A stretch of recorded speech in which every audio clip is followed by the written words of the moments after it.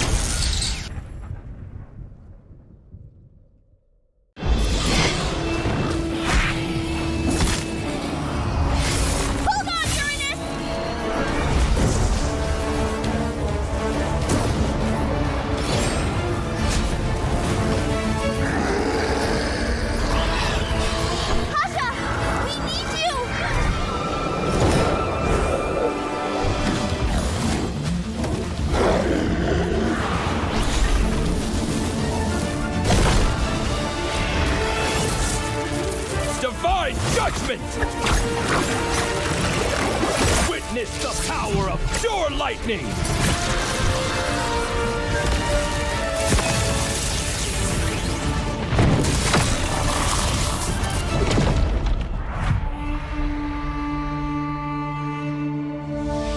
All that lies below is under my vigil!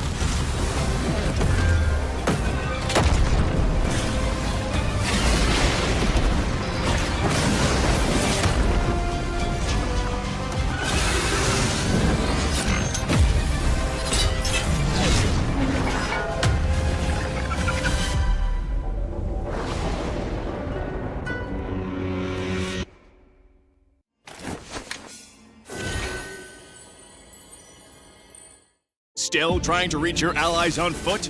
Still stuck navigating terrain when the fight's already over? From flightless bird to ruling the skies, the revamped Kaja can be summed up in 2 words: soar and lasso. Soar anywhere, lasso anyone.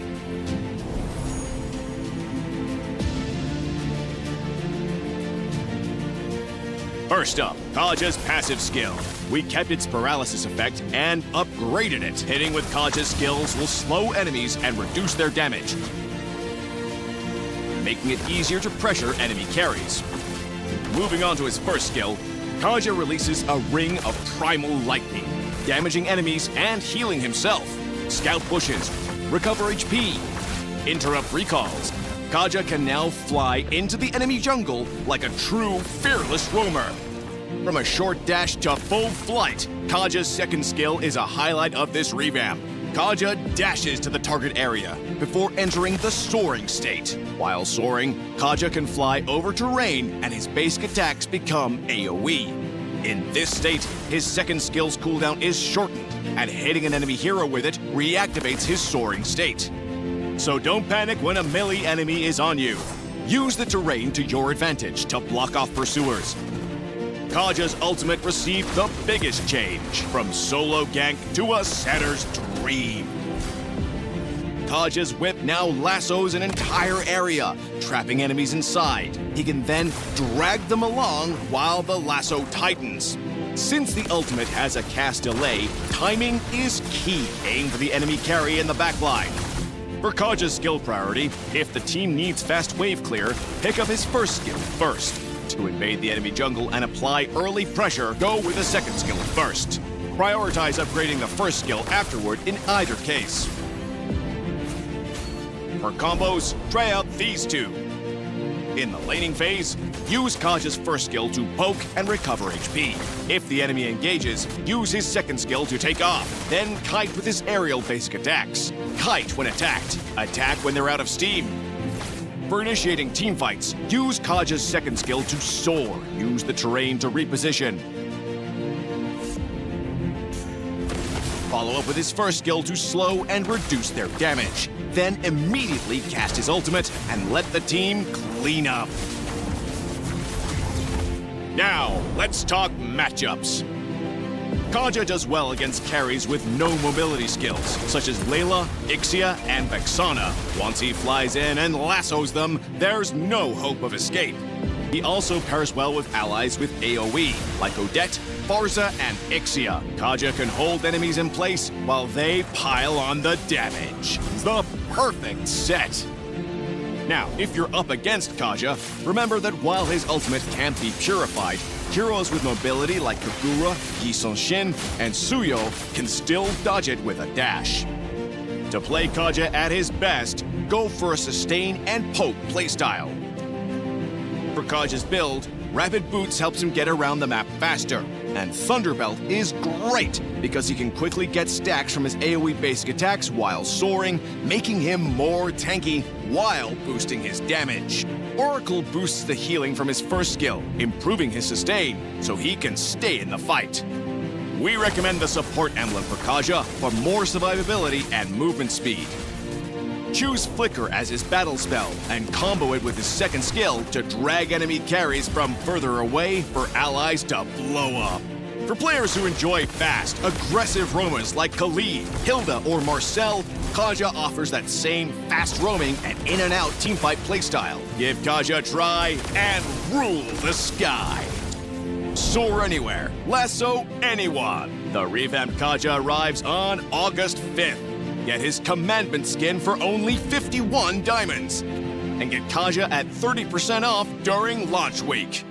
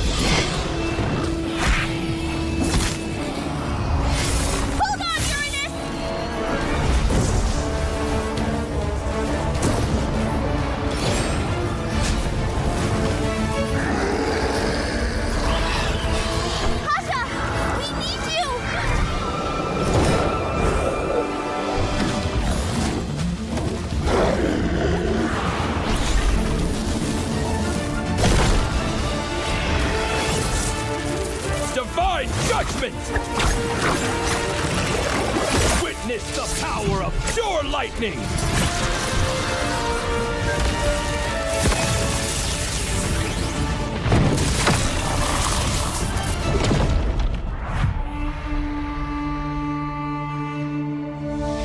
All that lies below is under my vigil!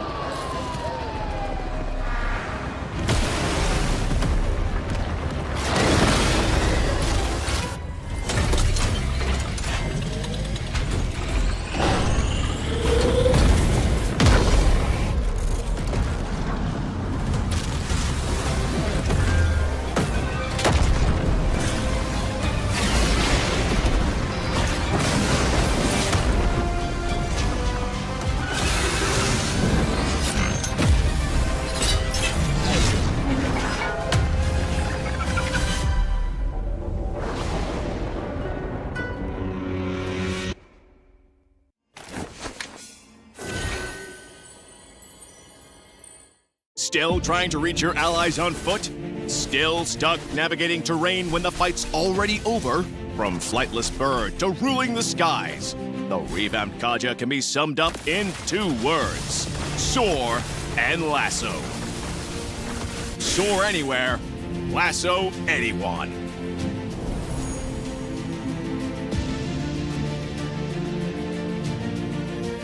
First up, Kaja's passive skill. We kept its paralysis effect and upgraded it. Hitting with Kaja's skills will slow enemies and reduce their damage, making it easier to pressure enemy carries. Moving on to his first skill, Kaja releases a ring of primal lightning, damaging enemies and healing himself. Scout bushes, recover HP, interrupt recalls. Kaja can now fly into the enemy jungle like a true fearless roamer. From a short dash to full flight, Kaja's second skill is a highlight of this revamp. Kaja dashes to the target area before entering the soaring state. While soaring, Kaja can fly over terrain and his basic attacks become AoE. In this state, his second skill's cooldown is shortened, and hitting an enemy hero with it reactivates his soaring state. So don't panic when a melee enemy is on you. Use the terrain to your advantage to block off pursuers. Kaja's ultimate received the biggest change, from solo gank to a setter's dream. Kaja's whip now lassos an entire area, trapping enemies inside. He can then drag them along while the lasso tightens. Since the ultimate has a cast delay, timing is key. Aim for the enemy carry in the backline. For Kaja's skill priority, if the team needs fast wave clear, pick up his first skill first. To invade the enemy jungle and apply early pressure, go with the second skill first. Prioritize upgrading the first skill afterward in either case. For combos, try out these 2. In the laning phase, use Kaja's first skill to poke and recover HP. If the enemy engages, use his second skill to take off. Then kite with his aerial basic attacks. Kite when attacked. Attack when they're out of steam. For initiating teamfights, use Kaja's second skill to soar. Use the terrain to reposition. Follow up with his first skill to slow and reduce their damage. Then immediately cast his ultimate and let the team clean up. Now, let's talk matchups. Kaja does well against carries with no mobility skills, such as Layla, Ixia, and Vexana. Once he flies in and lassos them, there's no hope of escape. He also pairs well with allies with AoE, like Odette, Farza, and Ixia. Kaja can hold enemies in place while they pile on the damage. The perfect set! Now, if you're up against Kaja, remember that while his ultimate can't be purified, heroes with mobility like Kagura, Yi Shin, and Suyo can still dodge it with a dash. To play Kaja at his best, go for a sustain and poke playstyle.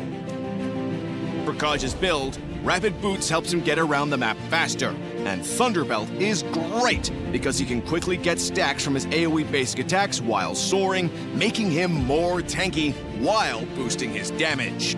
Oracle boosts the healing from his first skill, improving his sustain so he can stay in the fight. We recommend the support emblem for Kaja for more survivability and movement speed. Choose Flicker as his battle spell and combo it with his second skill to drag enemy carries from further away for allies to blow up. For players who enjoy fast, aggressive roamers like Khalid, Hilda, or Marcel, Kaja offers that same fast roaming and in-and-out teamfight playstyle. Give Kaja a try and rule the sky. Soar anywhere, lasso anyone. The revamped Kaja arrives on August 5th. Get his Commandment skin for only 51 diamonds. And get Kaja at 30% off during launch week.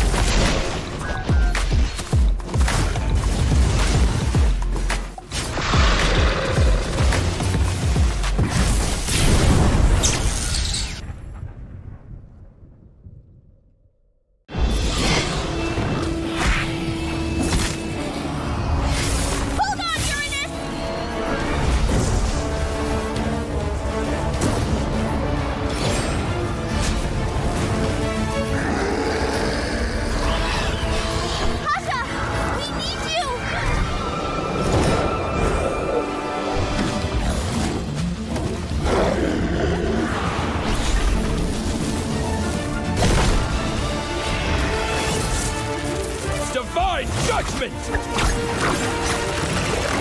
Witness the power of pure lightning!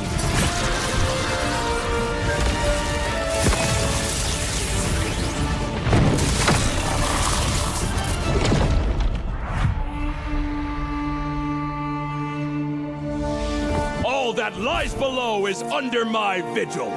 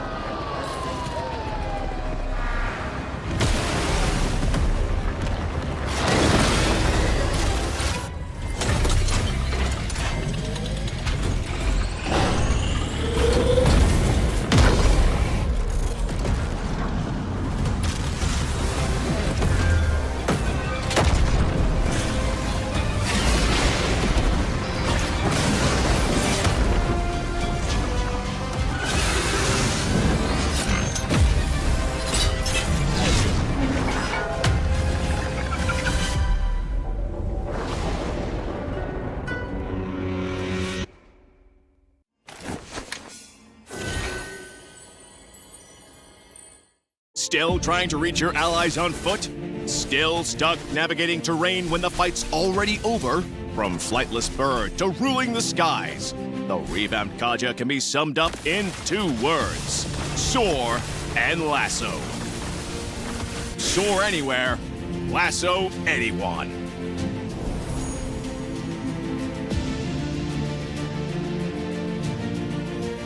First up, Kaja's passive skill. We kept its paralysis effect and upgraded it. Hitting with Kaja's skills will slow enemies and reduce their damage, making it easier to pressure enemy carries. Moving on to his first skill, Kaja releases a ring of primal lightning, damaging enemies and healing himself. Scout pushes, recover HP, interrupt recalls. Kaja can now fly into the enemy jungle like a true fearless roamer. From a short dash to full flight, Kaja's second skill is a highlight of this revamp. Kaja dashes to the target area before entering the soaring state. While soaring, Kaja can fly over terrain and his basic attacks become AoE. In this state, his second skill's cooldown is shortened, and hitting an enemy hero with it reactivates his soaring state. So don't panic when a melee enemy is on you. Use the terrain to your advantage to block off pursuers. Kaja's ultimate received the biggest change, from solo gank to a setter's dream. Kaja's whip now lassos an entire area, trapping enemies inside. He can then drag them along while the lasso tightens. Since the ultimate has a cast delay, timing is key. Aim for the enemy carry in the backline. For Kaja's skill priority, if the team needs fast wave clear, pick up his first skill first. To invade the enemy jungle and apply early pressure, go with the second skill first. Prioritize upgrading the first skill afterward in either case. For combos, try out these 2. In the laning phase, use Kaja's first skill to poke and recover HP. If the enemy engages, use his second skill to take off. Then kite with his aerial basic attacks. Kite when attacked. Attack when they're out of steam. For initiating teamfights, use Kaja's second skill to soar. Use the terrain to reposition. Follow up with his first skill to slow and reduce their damage. Then immediately cast his ultimate and let the team clean up. Now, let's talk matchups. Kaja does well against carries with no mobility skills, such as Layla, Ixia, and Vexana. Once he flies in and lassos them, there's no hope of escape. He also pairs well with allies with AoE, like Odette, Barza, and Ixia. Kaja can hold enemies in place while they pile on the damage. The perfect set! Now, if you're up against Kaja, remember that while his ultimate can't be purified, heroes with mobility like Kagura, Yi Shin, and Suyo can still dodge it with a dash. To play Kaja at his best, go for a sustain and poke playstyle. For Kaja's build, Rapid Boots helps him get around the map faster, and Thunderbelt is great because he can quickly get stacks from his AoE basic attacks while soaring, making him more tanky while boosting his damage. Oracle boosts the healing from his first skill, improving his sustain so he can stay in the fight. We recommend the support emblem for Kaja for more survivability and movement speed. Choose Flicker as his battle spell and combo it with his second skill to drag enemy carries from further away for allies to blow up. For players who enjoy fast, aggressive roamers like Khalid, Hilda, or Marcel, Kaja offers that same fast roaming and in and out teamfight playstyle. Give Kaja a try and rule the sky. Soar anywhere, lasso anyone. The revamped Kaja arrives on August 5th. Get his command. Every legend begins with a single battle, and tonight that journey begins here. Good evening and welcome everyone to Mobile Legend Bang Bang Presents Monsoon Siege 2026. Tonight we witness more than a tournament. We will witness two passionate gaming communities working together, playing together in the battlefield that is Nepal and Bangladesh.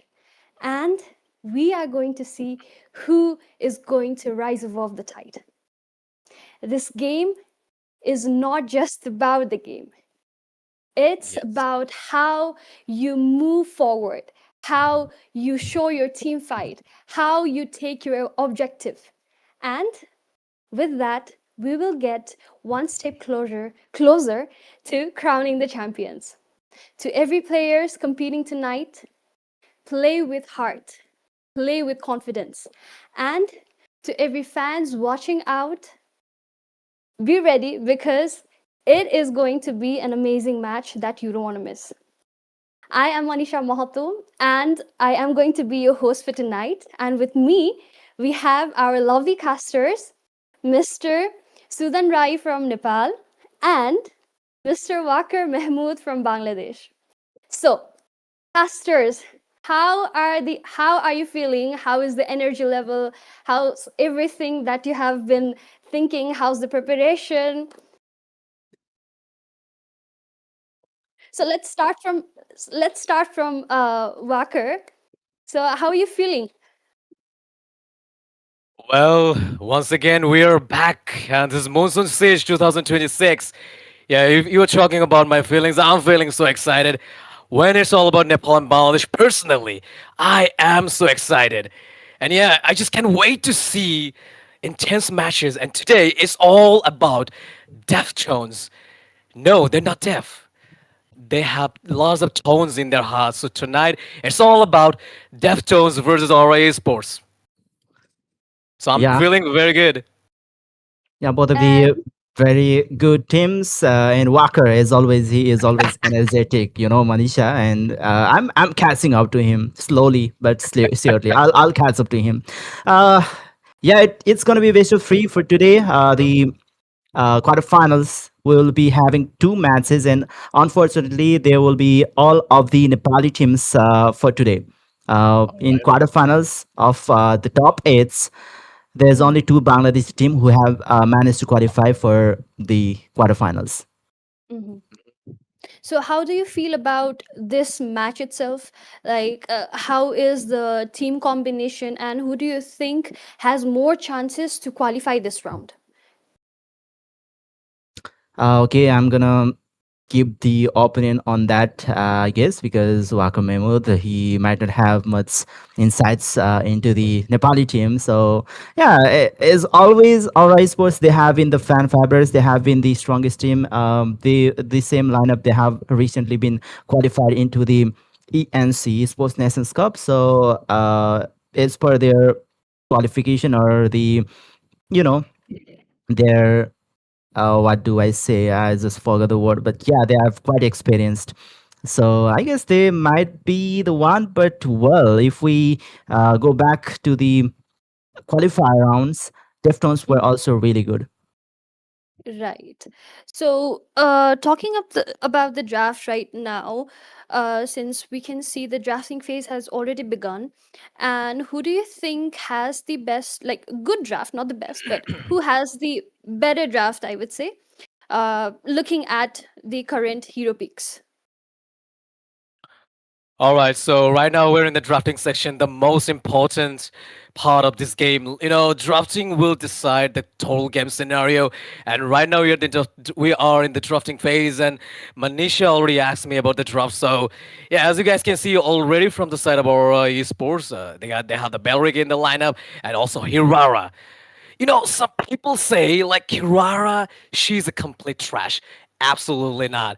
She's totally immune. She can dive inside the turret and literally can kill anyone, any squish hero. So, um, you know, in the mirror perspective, I'm gonna say, you know, our esports they have the perfect picks. They just already have three more heroes. Like, Yahyuko picked up the Mistress of Lantern.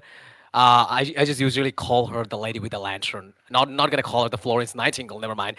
So yeah, seems it's quite perfect from the side of Ori Sports. So things are going very well from their side. And let's see Okay. what happened. Okay. And what about Sudan sir? How do you feel about it? Like Uh, looking at the Deftones pick right now, we have Uranus, we have Rafaela as well. Mhm. So could it be like possibility that Rafaela might go in the mid lane, or is she going to be the roamer because we already have Paquito in Mhm. that lane as well? So what does your gut feeling say? Yeah, up to where in the recent matches for after the recent patches have been released, Mhm. Rafaela always haven't played in the mid lane, and I guess that Paquito is going to be flexed in the XP lane. While Esmeralda seems to be still open, while the team Deftones they should be banning her right now, and I guess they also need to ban some picks who could melt down that Uranus, but I Mhm. guess they only have one more slot to ban out that Esmeralda. Ah. oh, seriously, just So banned out the So Freya. if you were given if you were to draft this, which heroes would you have picked to complete the drafting phases for both of the teams? I'll start with Vakar. You may begin. All right, I guess I just missed out. Okay, so can you just say the questions once again? Like I just So diverted. if you were drafting the teams, which heroes would you pick to complete it? Like we already have three heroes in each teams, so which other two heroes would you have picked possibly? I would love to go with the Lancelot. I love that hero Oh, now. Lancelot. Yeah, I'm a oh. Lancelot player, so Mhm. yeah, I do love having a Lancelot in my team. No matter what you just picked up, you just couldn't go for the Minister as a counter. Even you could go for the Ruby, to counter every single dashes. But I just don't care. Like whenever people just ask about my opinion, I'm usually a jungler, so I do love having a Lancelot in my team, no matter the case. You could bash Okay. me, you could trap me inside the King's Calling, whatever you just do. I'm just so into Lancelot. I just love that hero. And if you just let me say, accept telling something except the Lancelot, then I would have go for, you know, Granger as a Ah, gold laner. nice pick. Nice pick, I would say. Thank you What so about you, much. Sudan sir? Right, as I was talking earlier, Esmeralda was open and Aura have already picked her up. So if it is the turn for Deftones, they need one marksman or one Mm-hmm. gold laner, I would say, and they need a roamer. So for the gold lane, carry is still open, which will be really good against Esmeralda, obviously, or they can go for Cloud, which is still open, but I guess they should deny pick the carry too because she's really good against that Uranus. For the Mm-hmm. oh, they are still flexing it. They are going for Nolan as their jungler, and they're going for the golden Paquito. Okay, that's a really good flex, but they don't have that constant damage to melt down Esmeralda. I would say, okay, there's the Eve who can poke her down, but let's see if that will be enough because she'll be giving away some seals for Esmeralda too. Mm-hmm. But do you think that Paquito can go one-on-one with Esmeralda without needing any attack speed hero like carry or such? Well, it all depends upon the players and even the game situation where if they will be having some early leads, then the Apakido can play good against Esmeralda. But okay, we can see Obsidia, which we haven't seen in a Oh yeah. long. In fact, we haven't seen her more often in the competitive scene right after her release, because she is really hard to keep safe in during the early phase, and she is really weak during the early phase. Maybe that's the reason that the pro players, they don't prioritize her more often. But here we can see maybe Team Alright, but they are looking some potential for that Obsidia. Okay. Okay. So I am going to leave this space to you casters. So I'll meet you again. All the best. All right. Thank you so much for your time, Manisha. All right, so once again, the comparison has been set from the both side, and let's see which team has the last laugh. And from Casudes, I'm Walker Mahmood alongside with me. Sudin is here, the boy from Nepal, and it's all about Bangladesh versus Nepal. But today's game is all about two Nepali giants. I already told you, maybe they sound Deftones, but they are not deaf. The two have some iconic sound in their mind. So yeah, let's see what happened. Right now, I'm directly moving on to Sudin Ryan. He will describe the in-game scenario. Yeah, we have already discussed about the. Okay, oh, there's a really good knockup from the side of Bobby. Already looking bad for the team Deftones. Two of the, the mid duo, they have already been poked really hard. Yahiko comes in and claims the first kill over there. Maybe they might be get more, but Gumayasi will be trading back a kill.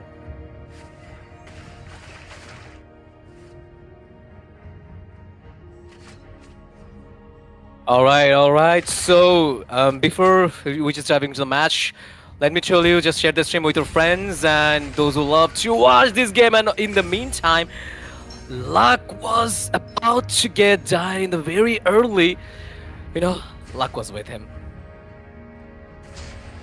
All right, Masurab, since we idling right now, maybe he's trying to, force the minion to freeze there against Isagi Yaitsu.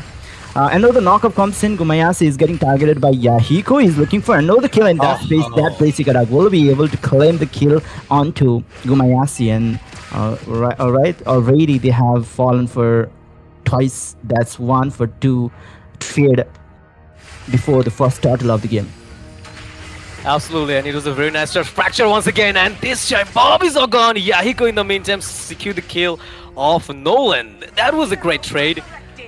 It was a good trade from both of the side, but the respawn, the passive of that was nice. Like I just forget the name of the hero, Rafaela. Sometimes I just get out of the name.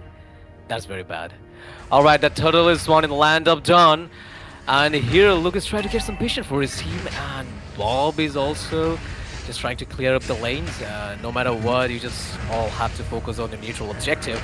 And Turtle losing the HP, and Esmeralda is here, and look at that, Yahiko once again secured the kill. Rule manipulation, unlock his gun, fracture. Oh, Sneaker has been popped up, but I guess he won't survive and taken down by Bob. Masurab will fall. Reason Bay is getting saved by Yahiko while Bobby is seizing down on Mip. Reason Bay with 1 HP might not be able to survive anymore. He's looking for the fade, but Yahiko takes him down. While there's Bobby who is seizing down on Mip. He is getting zoned out by Gumayasi.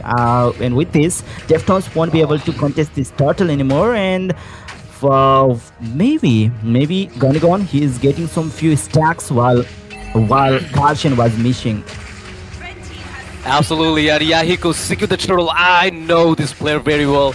I'm watching him since 2022, sorry. And still, he's banging on Land of Dawn from Nepal. And I guess we will not see any fight in the mid lane. But the lead has been taken from the side of Aura Esports, already 11k gold. And in the other side, already there's a 3k gold difference. Look at the instant replay once again. Okay, so we just missed it, never mind. Yeah, and alright, they are once again busy with their usual farming, nothing more. Maybe they will once again fight in another turtle. Gonigon while we can see in the mid lane there's 3 players from each side. Will there be any fight going on? He is double laning and collecting the stacks as much as possible. Then we can see the replay of the fight. Karchin was already low on SP and he was seized down by Bobby. Yeah, you know, like things are going pretty well from the side of our esports, and 7 kills in a row is taking the lead against Deftones. But you know what, like, you can't predict anything at this early stage. Alright, in the meantime, Zagonigon is taking down very nicely. But you know, so when it's all about the early game, Pakito will give a huge pressure in the goal lane. Because you know, you just can't escape from his jabbing skill, jam stance, lots of skill with a passive. He could easily one shot Gonigon. So that is a bad thing about having you know, like Pakito like opponent in the goal lane. So let's have a look at the itemization. So here we go. Nolan with the Blade of Heptasis, and in the other hand, Hirara completely fine with Hunter Strike. Fracture once again. Okay, chasing down, but not worthy to chase their Master up. Fracture, but not enough to pull him down. Well, oh, another fight burst out here. Well, while Gumayasi will be taken down instantaneously. Falling Stamon comes in and Yahiko is diving in to kill a Meep. And I was trying to talk about Gonigon with that Sky Piercer, who is a, you know, the late game type of marksman, and he is already wielding that Sky Piercer. And I'm really excited, or I want to know the actual answer if he'll be able to stack it up as the late game MM or not. Yeah, you know what? That is the thing I was talking about in the drafting phase. Like, Hirara is completely dangerous. She can easily dive inside the throat, and that is the thing we saw right now. Alright, so, okay, Holy Baptism to slow down Yahiko River manipulation. Good damage is coming on. Hirara just escaped. Look at that, but not enough to, you know, get a stand against the Uranus. She was completely survived, but in the very last moment, you know, those, you know, celestial attacks are from Uranus just put him down. That was much needed, you know, that was much needed. Ooh, Gaijin, in fact, he's leading the gold right now. He is constantly rotating. He got 1 kill before that turtle fight, but he died once. And right now we can see him in the lead of the gold. Let's see if he will be dominating, but okay. I guess for the damage dealt, Yahiko and Masrap, who are both from the Aura Esports, they are leading the statistics. Okay, bottom side of the map, there's another fight going on. Reason Bay will have to escape with the uses of Fracture defensively. Alright, so Luck is here to give a little bit cover to his marksman, Gonigon. And only seems like the whole squad is here. Bob will try to clear the one single minion. Okay, White Crystal to slow them out. Okay, Mosherov. Alright, not gonna survive. Yes, that was the beauty of Fracture, you know. Reason Bay. Oh! A nice knockup with that knockout punch. So Gonigon looks slow on SP. Sagi claims the kill. There's a still 2v3 situation going on. Karshian is looking for some fun while the fight is going on. Lock with will be knocked back. Oh, the knockup from Bobby. That will be punishing Karshian. Well, probably Karshian should have been there before he, you know, takes down that scavenger crab. I'm not sure why he was engaging in that scavenger crab while his rest of the teammates were chasing down the players of Team Aura Esports. You know what, like, I'm just not a big fan of it, but you know, this pick, like, I'm seems like having an Eve against a Hirara feels like completely useless. Like the last time we just saw, not the last time, he just completely escaped from the real manipulation with his skill, this enhanced skill that gives her immunity. Alright, so Turtle Dance, here we go. Bob will try to put some damage here, but not enough to take a huge chunk of Uranus. And I guess they're just eagerly waiting to give her a little bit dance. Alright, more of Voice Crystal. No, not the intent to give a fight from the Aura Esports. Alright, top lane is in the pressure of the team Deftones. Bottom lane seems to be neutral from both of the teams. And no, the knockoff onto Isagi. Masterab is there to peel some players. But Isagi, as Uranus, obviously it is really hard to zone him out.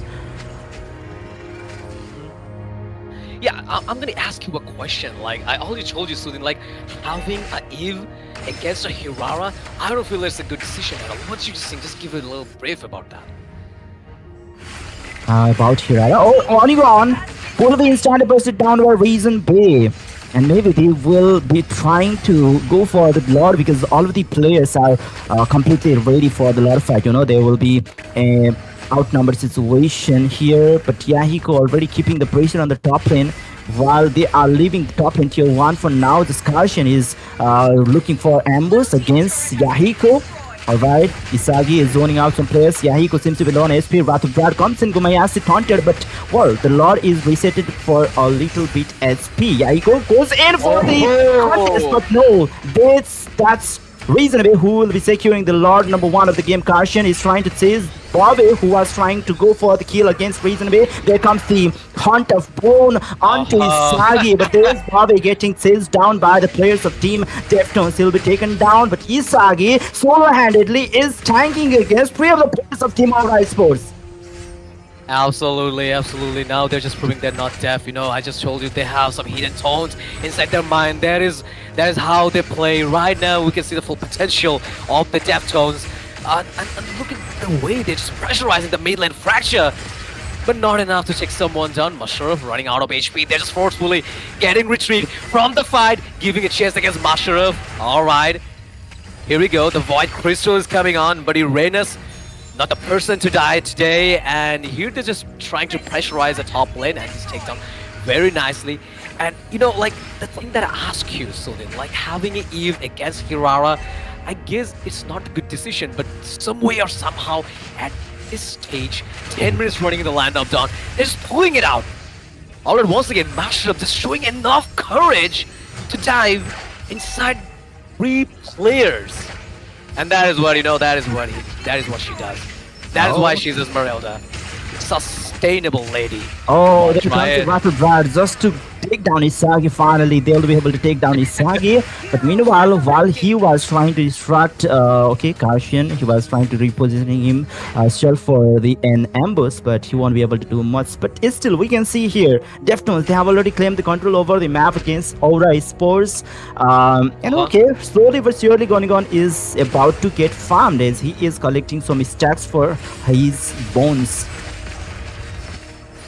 Absolutely, a real manipulation once again. Gonigon secured the lane, and now they're just trying to pressurize the mid lane, and definitely he will do that. Irara will be out, and Yahiko is taking down.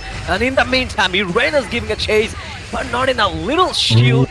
And Bob is gone with the champ stand. Freeze Shap, right in the meantime, taking down Gonigon. It was a complete massacre. 14 kills in a row. Ah, that was a great one. Yeah, and alright, Team Deftones, they'll be claiming the mid lane tier 2 for now. Gonigon, and once again is, once again looking at the battle. Bobby was taken down while with the console lock joined the fight, and they managed to take down Reason Bay in that battle. While Gonigon, still we couldn't see much damage from him. Well, he might be stacking up some Sky Piercer stacks at the moment, but well, it will still take a while before he collects some stacks, his full stacks, and probably that's why they picked off Obsidia. I was really hoping for the carry pick. Masurab is already getting low on SP. He will get taken down. Isagi goes in with the flicker play. They are playing fully aggressive this time. I guess they now know the meta, that this is the comfort meta and then this is the brawl meta. And anything that's comfort on your side, maybe that works in this meta. That's what most of the, players says about this meta. Alright, so the Lord has been taken down from the Deftones, and they're just playing very well. I just do appreciate their gameplay and their, the sense of securing the objectives, and not only they're just securing the objectives, but also they're just taking the lead against the Aura Esports. Like the lead is all about like killing, like 15 kills from their side and 12 from the Aura Esports side. Alright, so they're just having some fun inside the bushes. That was hilarious to see, let's have some fun in the Land of Dawn. But maybe Yahiko, he might get caught off. Isagi Yoichi is already there to kill him up, but alright, with his cooldown reduction and with his mobility, they won't be able to catch him, but maybe Master Up works. Isagi takes the kill. They might be able to claim the top lane inhibitor with one of the people missing from the team Aura Esports. Yahiko joins the fight once again. Will be able to clear up some minions. Going on is looking ready to defend the high ground, but mid lane inhibitor falls here. Bobby SP with that fracture. Going on might not be able to dish out much damage. He's facing most the worst damage here. Isagi will be taking down Gonigon, and there is only 3 players from the team alright supposed to defend this base, but there's only one minion, cut minion from the side of Team Deftones. Will they be locking in? But no, they are trying to take down the bot lane inhibitor while Yahiko will be jumping onto Karshan to kill Karshan down. I'm not gonna say the draft was bad. Okay, so no time for discussion. What Riot? Alright, no. So yeah, I'm gonna say there is no time for discussion, but still, the draft is not that bad. You know, like I appreciate Yahiko's pick. Alright, so once again, draft Riot here, Holy Baptism connected, and Uranus is down in the meantime. Nolan once again secured another kill. Low HP bomb might be trouble. Okay, so Witcher Crown popped up. Okay, so Nolan just survived, barely survived with HP. Oh, but there's the hunt of the bone. Gumayasi is getting melted down. Yahiko claims the kill. Reason being the sole survivor of the Team Deftones is trying to fight back. He is trying to fall back now, but still, I don't think Aura Esports will be able to claim the the map control. There's the minion pressure coming up from the Team Deftones.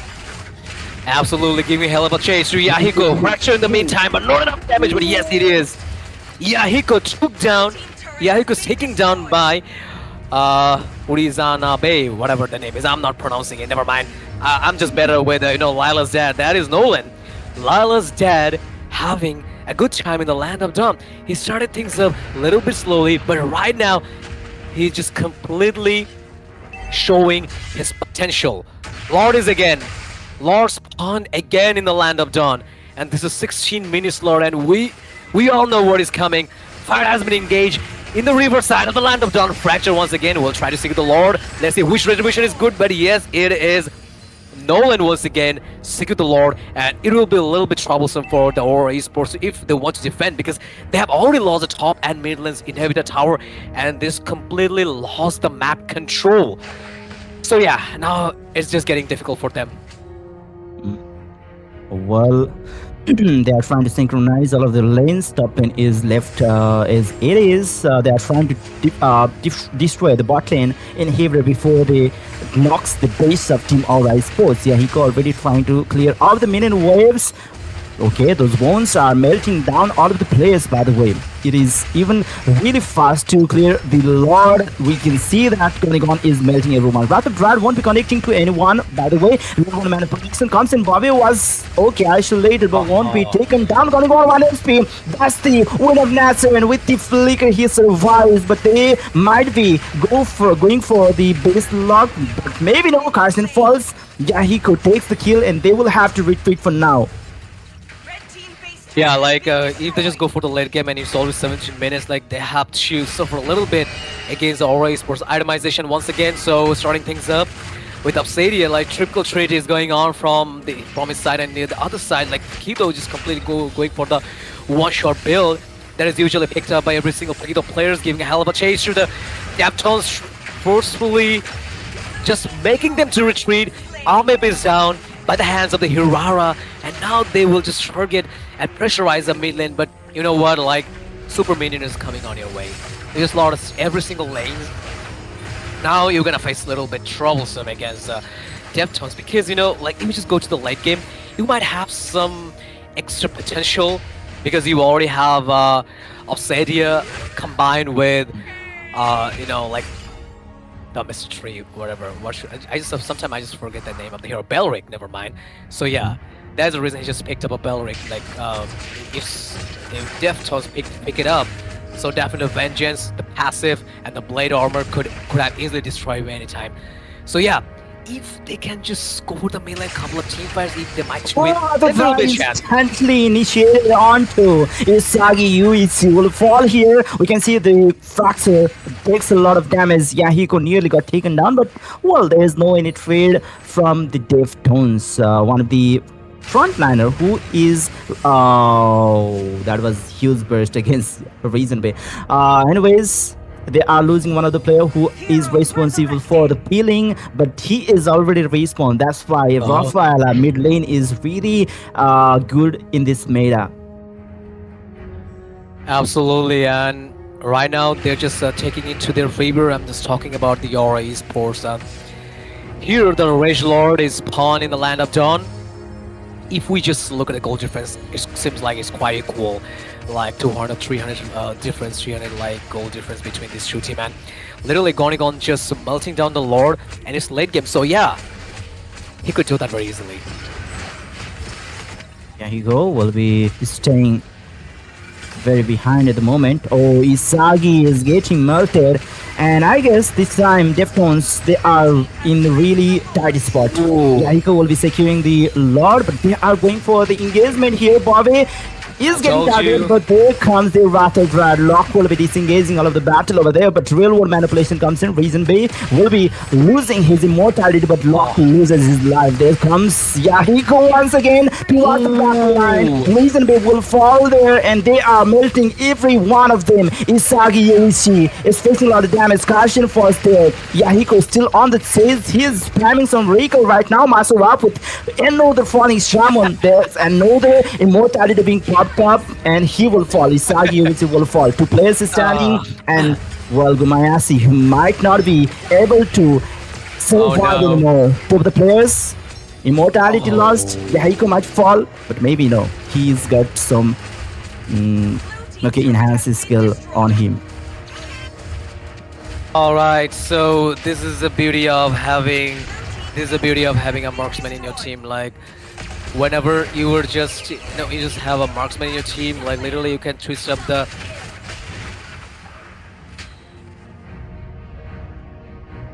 Blue team turret has been destroyed. Yeah, and with the Lord, the team Aura Sports are approaching the base of Team Deftones. Yahiko, he is looking for an angle. He's looking for a target. And in this time, I guess he might be able to burst down any player of the team Deftones, except for Isagi Yoichi. And he is going in, and 1 SP, that's what I'm talking about. Karshin got instantly bursted down by Yahiko. Yeah, absolutely. We're moving on to the itemization once again. Seems like every single player they're just quite done with their builds. And if I just would love to discuss about Nolan, just regular Nolan build, Blood of Heptasis, the physical penetration combined with the Blade of Despair, which will help him to trigger the highest amount of basic attack. And yeah, right now everything is just quite seems like in the favor of our esports, because this took down the mid lane. Like I usually tell every time whenever I'm in the cast, like if you just lost the mid lane, then you're just losing access of the whole map. And yeah, right now they would go for the perfect map control. I mean the Aura Esports. Because they took the mid lane, Once again the Lord is respawn again. Okay, so not Lord respawn, Takido just respawn with a passive of Mrs. Holly Baptism. Blue team turret has been destroyed. Okay, Gumayasi. I don't think they have enough front lines to peel the players of Team Aura Sports, but still they are trying to go for this Lord. Yahiko will be securing the Lord, and they are this time not looking for the battle. Is that battle in the earlier Lord, the last Lord, was really, how do I put it? That was the downfall of the team. You know what? Deftones. You know what, like, that does make sense. Like I told you, you're just having a marksman in your team, and the marksman is of Seige, a completely late gamer. She could easily melt down any single heroes, and especially those sustained ones, like those who could sustain very well. Uranus might be in trouble, and yes, he's just quite done. He's quite done fracture. And in the meantime, there will be a jab. No, respawn Uranus. Yeah, UHC have already been respawned with the help of the... another Wrath of Drive for the players. There's real manipulation. Lord is still up. Lock will be losing his immortality while Gumayasi as well. They're locking the base, and that's it. Game number 1 secured by Team Aura Sports. No. Absolutely no. You know what? Like that is the thing. Like let me tell you guys. Like you are having a marksman in your team, and in the other side there is a marksman. You're playing Paquito in the EXP. So what else you could expect in the late game? You know, the peak they have, the standard time zone was 11 to 10 minutes. Like if you have a Paquito in your team, or if you have like like different EXP laners, those were quite good in the goal lane against marksman, then you must have to end the game in between 10 to 11 minutes, and it is already 22 minutes in the land of dawn. So what else you could expect? And in the other side, there's a tree. There is a goddamn tree in the land of dawn who is holding a vengeance. Rod Dryad, like, you know what? She was completely unkillable in the late game. I mean, I'm just talking about, what is a hell lady? Holding a crossbows. Uh, Obsidian. Tell me the name. Oh, Sadia. Yes, my bad. I just forget the name sometimes. You just made the late game and you paid off very nicely. That is the consequences to take the game in the late game. Never mind. Definitely. What a game it was. It was Yeah. amazing. Like it just changed so much. We were expecting like Deftones to end it, but then again, it just, you know, it was in favor of Team Aura. And that just was Don't so say crazy. I that. think our viewers were not even expecting that, right? Yeah. So yes, I think we're Don't going say to look for that. that highlight. You know what? That should have supposed to happen. So yeah, here is a whole draft and the match card here, like the most valuable player. So okay. Mhm. Okay. So then just give some Mhm. speech. Like Yeah, I'm really disappointed about that is Sky Piercer coming up from Gonigon early on. Maybe he could have built up some attack speed items, and he could have farmed his, you know, the stacks early on before building that Sky Piercer. But he, I guess, underestimated the team Deftones because they had really good early game in this game. But it's still Gonigon with that ballsy move. Uh, Maybe he single-handedly make their team to struggle uh during that mid game. huh. Yeah, you know what? Like, I was so confident about the Deftones, and I said a lot of big words on them. Like, maybe they just sound like Def, but obviously they do have some, you know, winning tone inside their mind, inside the heart. But everything just ended up like losing against the Aura Esports. You might have a tones in your heart, but we have Aura in our heart.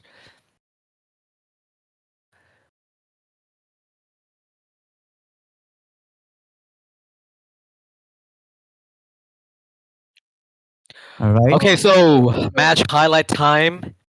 Let's have a look. thank you, Walker, for doing my job right now. Oh no. So I'm doing a job. Once again, Okay, then due to pure give me rule salary. Like I'm manipulation, doing a part. luck is So gone. yeah. Lecture. Definitely, no, definitely, yes. So, what do you want to have? Like, what do you have to say about like these highlights? And what was like your favorite moments in this match? So are you asking me what is my Yes, favorite I'm moment? asking you. No, there is no specific favorite moment. Like the whenever like Obsidia got firmed, bashing every single one, melting down. That is the best part of, you know, in my perspective, that is the best part of from my side. Like your marksman is getting farmed, and you were not ending the game. So what Exactly. else you could expect? Yeah, Yes. that is the beauty of having a marksman. Like, and this type of games, this type of competitive games, people just love to play metas. But I do say like if meta doesn't favor on you, then just go with your comfort zone, go with your comfort picks. So yeah, that is what I believe. There is a specific moment for me, but yeah, there's a lot of moment. Maybe might be for Sodin Rai. So you In go. fact, what you said is really, truth, by the way. for in the match of ENC, which is out of the contest for the Monsoon Siege, but Nepal struggled a lot against Pakistan when they were facing the player from the Pakistan, where they were picking some computer picks like Hanzo in the jungle with tank build. And I don't think anyone was ready for that. And Nepal, they were forced to ban that Hanzo and even Harley against Pakistan. Mhm. Definitely, we will have tons of more of these kind of moments, and I think our viewers too, they might have their favorite moments. And regarding that, do you guys know that we have giveaways if you make videos of your favorite moments and you upload it, and if we like that and if it goes in our official channel, that means you can still get some diamonds. No kidding. And by the way, if you guys have forgotten, the total prize pool Awesome. is 240k diamonds for this tournament. and if you are feeling kind of left out, don't be. Jump into the trend, right? And get your hands on some diamonds as well. And with that, the first round, it was definitely a bang. We still have two matches. Oh, Uh, yes. So regarding that, we still have two matches since it's best of three. So Deftones, they still have their chances to come back, and definitely we'll see in the coming matches. uh-huh. So yeah, I'm expecting to come back for Team Deftones because I love the name. I love that name, Deftones. You know what? Like you, Manisha, you asked me about my favorite hero. Like, oh, no, you just asked me to what I would like to have in my team. So I told you about Granger. So the reason I just love that name because Granger is deaf. We all know that he can, like violin. He can just, how to use violin. So it gives me the vibe of Granger. So yeah, I guess the main player, maybe the captain, he's a Granger fan. It could be, so I just love this name. So I want this team to get a victory and take it to the BO3 format. Definitely. Okay. Vibe of grandeur. Um, sorry? Vibe of grandeur. Okay. Okay, Pew definitely. pew. So, yes, guys, as I said earlier, we are still doing a lot of giveaways. Follow our official Instagram handles. You will be getting lots of news regarding that as well. In Mobile Legends, Bang Bang, like Nepal's Instagram and Facebook, we have been doing like a lot of quizzes, and I think a lot of our viewers who are genuinely very much into the Mobile Legends, they might have already won some diamonds. I wish I would have too, but unfortunately, I could not. But yes, there's still a lot of chance, a lot of very like different ways to get some diamonds giveaways. So stay tuned for that. There will be tons of it. And I think we'll be moving towards our second round in a while. In a while, right? Very soon. Before before that, uh I'm not sure. See, it's my first time doing this, and I'm kind of. All right, let me add something about the giveaway. Those giveaways on Facebook and Instagram, if you, I think most of the Nepalis, they don't have any idea about those giveaways. And if I sometimes, visit the page of Nepal and see there the people who's participating there are no any Nepalis. They are always the people from Southeast Asia, and I really feel bad about that.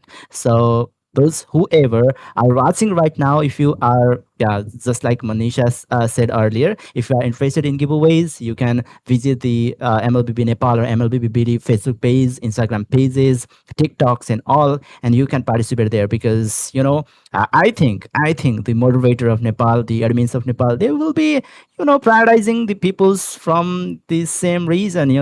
If you know what I'm talking about. Definitely, definitely. So get the hint, guys. Get the hint what he's trying to say. But yes, again. don't miss out on the giveaways, because I think it's a very good number of diamonds. So you can spin some of for your skins that you've been.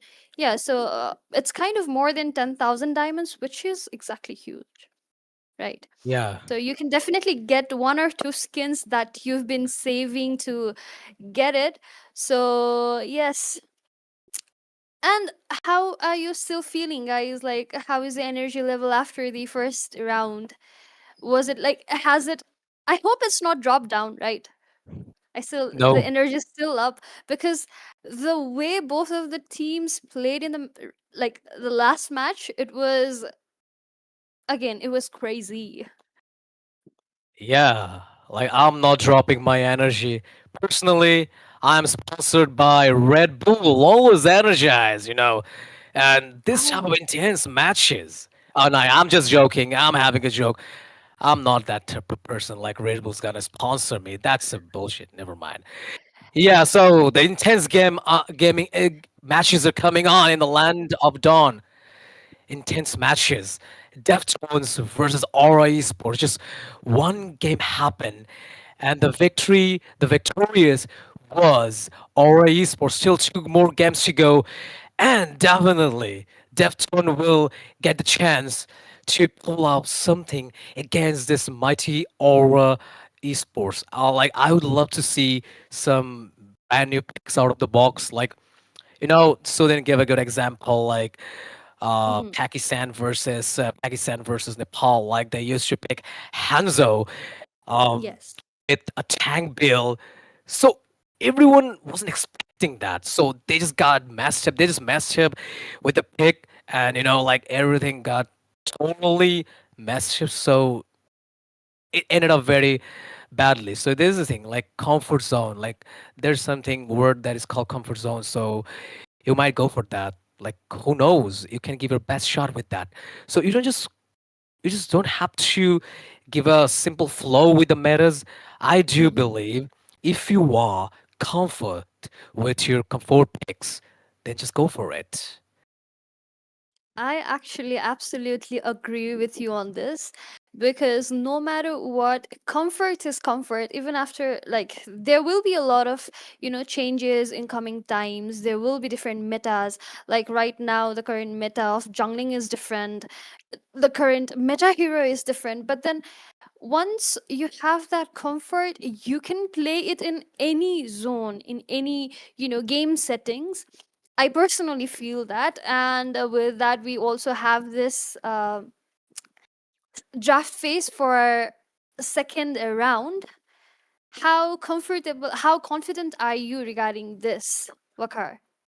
Is it going to be in favor of Team Aura, or will it be in favor of Deftones this time? Mm, let me see. Then I'm gonna answer you. Let me For see two sure. more picks. Let me see two more picks, and then I'll tell you. I'll give you your answer. Definitely. So here we go. The man with pain, the man with shattered memories, the torn apart memories, Wakar. Brody. The damn hero is here in the land of dawn and picked up by Deftones. Like I was expecting to see a Granger, the real Def, but he can play violin very nicely. He can play violin very nicely. I love that hero. But yeah, everything just ended up picking up the hero with a lot of sufferings. That is Mr. Torn Apart Memory Brody. I love this marksman. He do have the perfect damage, but lacking against fire rate because of this meta. Like people Mhm. just love to go for the higher fire rate heroes like Obsidians, Moscovs, or even sometime in some matches we do see marksmen. Do we see Mia? No, we don't see Mia. It's a big game. Never mind. I'm just shutting But my mouth. All right. what if we might see Mia? What if we might see Mia? Then Belric is waiting there for you. You know what? You just want to hit me. Just hit me hard. I just got the guts. I have vengeance. I have blade armor. I have my own passive. Okay, just go. Just bow me up. Bow me up. Bro, the Yahiko, the Isan Shen. the Korean superhero is here also in the land of dawn, the master of Mountain Shaka. So right now I'm just feeling very confident about the Aura Esports pick because they already have the Isan Shin, the one of the most outstanding hero in the land of dawn. And current meta, Isan Shin goes completely fine. After the revamp, Isan Shin is great. Do some people still miss the old Mountain Shaka, but in my perspective, I do love this new Isan Shin. It's good. Mhm. It's good. It definitely is. So we have Susan's. Susan's are back again. We were just talking about the draft, and I was just asking him if he feels like which team has the better chances this time. Since three heroes are already picked and two remains, I think there's again still very much high chances that uh, any team's draft can be a better one. But again, I also feel that draft does not completely define your victory. Like you just does not you don't automatically win if your draft is good. It also depends on how you play in the actual battlefield. I personally feel that. So let's see, right? How this goes. I mean, if you disagree, it's fine.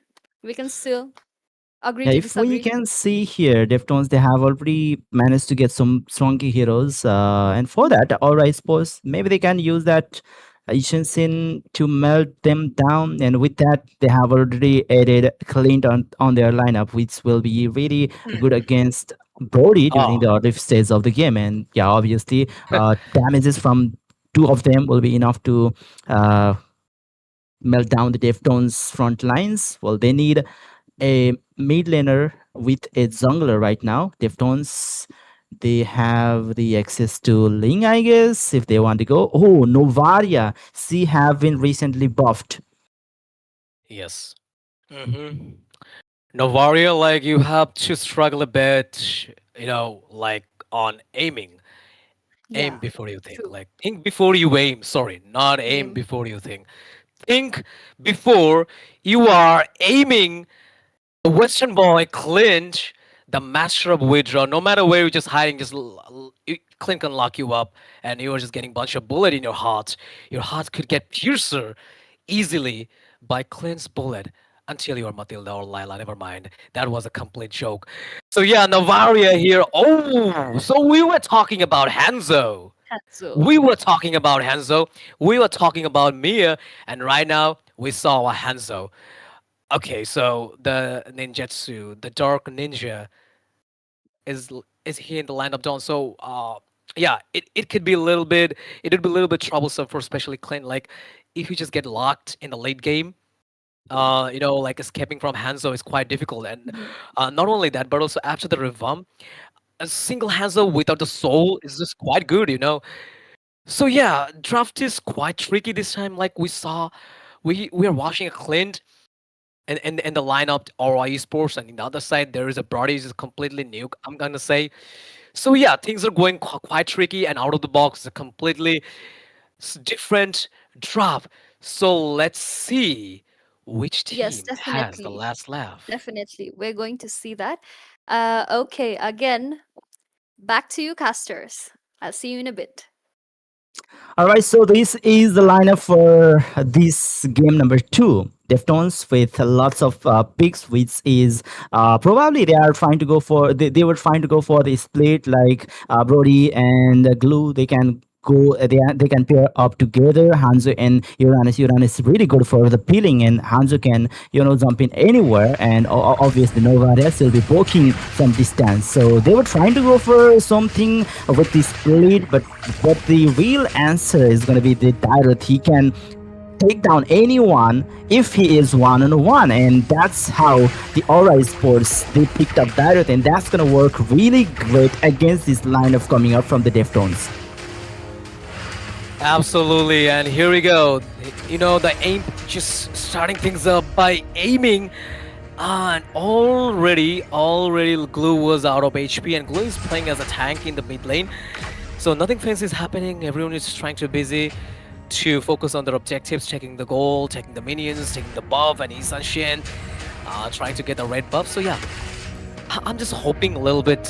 I'm just hoping a bit from the Deftones this time because now they have the chance. They just have the one single chance to prove themselves. Otherwise, I guess they're just out and they'll forcefully go to the lower bracket, and competition will get different if we just go to the lower bracket. So yeah, they must have to win this game in order to get victory against this BO3. Yeah, we really hope this is the quarterfinal match.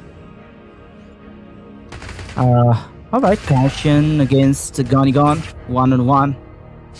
There's 3 players ganking onto Aura, Seige from the side of Team Aura, but they won't be able to get Seige this time. The first turtle is about to spawn while there's Kinzitsu already coming up from Reason Bay. He's looking for Bove this time, but won't be able to get to pick him up. Yep. And yes, Patrick is here in the lineup, Tom, the cute little SpongeBob character. Alright, the Mountain Shocker, the first blood is taken by Aura Esports, and the victim was Uranus. Giving a hell of a chase, and here Rafaela just came with a very low HP. Now he's recovered her very nicely. Okay, so Turtle Dance. Turtle Dance is a mushroom, just trying to give a little bit cover for his team. Okay, so they're not showing any intent to take the turtle. Instead of that, yeah, he could just go for the the basic objectives, taking the buff once again, giving a chase to Lot. Kinzitsu won't be able to lock, but he seems to be getting low on HP. Well, Reason Bay won't be able to contest this turtle.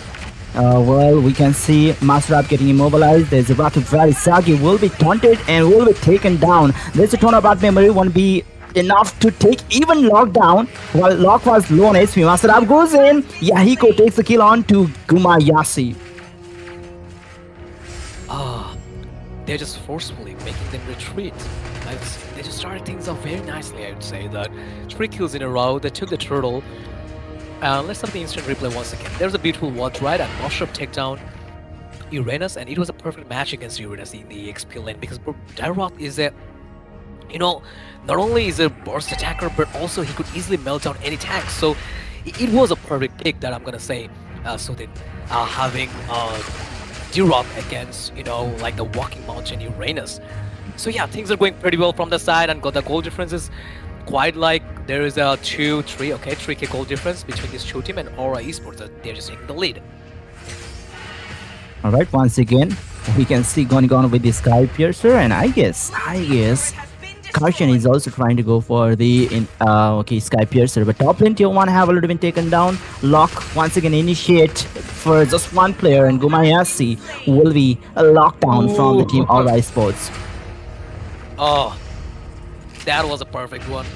Like, that was a perfect one from Isan Shin, and the gold ranking is just leading up by Gonigon and then the Yahiko. These two players are leading from the gold lane side. Look at that launcher up, aggressively charging Uranus. That is what every Dart player does in the early game. Like, just don't mess up with Dairoth. He could easily melt you down with the curse. Yeah, he's trying to cut the lane. Obviously, he have the upper hand on the XP lane. Meanwhile, the team Aura Esports, they are trying to give the vision of, Reason Bay as much as possible. Master up single-handedly. He is on the top on the chart of the damage dealt. 16,000 worth of gold damage, worth of damage, and he's looking for more. That's the obvious strike, and a Master up takes another kill.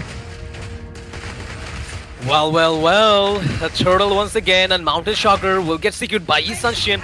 Yahiko. Okay, so alright, so it is going on, never mind. That doesn't matter at all. That doesn't matter at all. Your team just taking the turtle. That doesn't matter, so then. But it's still good, hilarious to see. Oh my god, never mind. Blue team turret has been destroyed. Alright, anyways, they are, taking the control over the map. They are taking away all of the creeps away. Amip will be hitting with that Astral Sphere onto Gonigon, but I don't think that Novaria will be doing any great against Team Aura Esports, because there's already Bobby who will be healing those zip damage coming up from Omnip. Right, they are trying to focus onto the mid lane. Yep, not only that, but also they're just quite conscious about the neutral objectives. Alright, so here we go. Fight has been engaged once again. Giving a hell of a chase. Log just struggling a little bit with the HP in the top lane. Gonigon will try to cover the lanes, and your aim still just not enough damage because it requires a little bit late game. If you just wanna spike hard with Novaria, then you just need to a little bit, you know, like in the late game. You can't do it, you know, many things in the early lane, in the early phase. Okay, so here's the vision from Novaria. Torn apart memory, but not enough damage from Brody. Oh, Yahiko goes in for another invasion. We can see Reason Bay is getting zoned out. He's in with his Genjutsu, but here it comes. Well, he is locking down Log, but the damage won't be enough. Isagi faces lots of damage. Maybe it's the time that third team Aura Esports will be forcing down the mid lane tier 1. Yeah, absolutely, and still Gonigon is taking the lead with 5.3k gold in the Land of Dawn, and yeah, Turret has been destroyed. the marksman from the Aura Esports side, and Brody just struggling a little bit.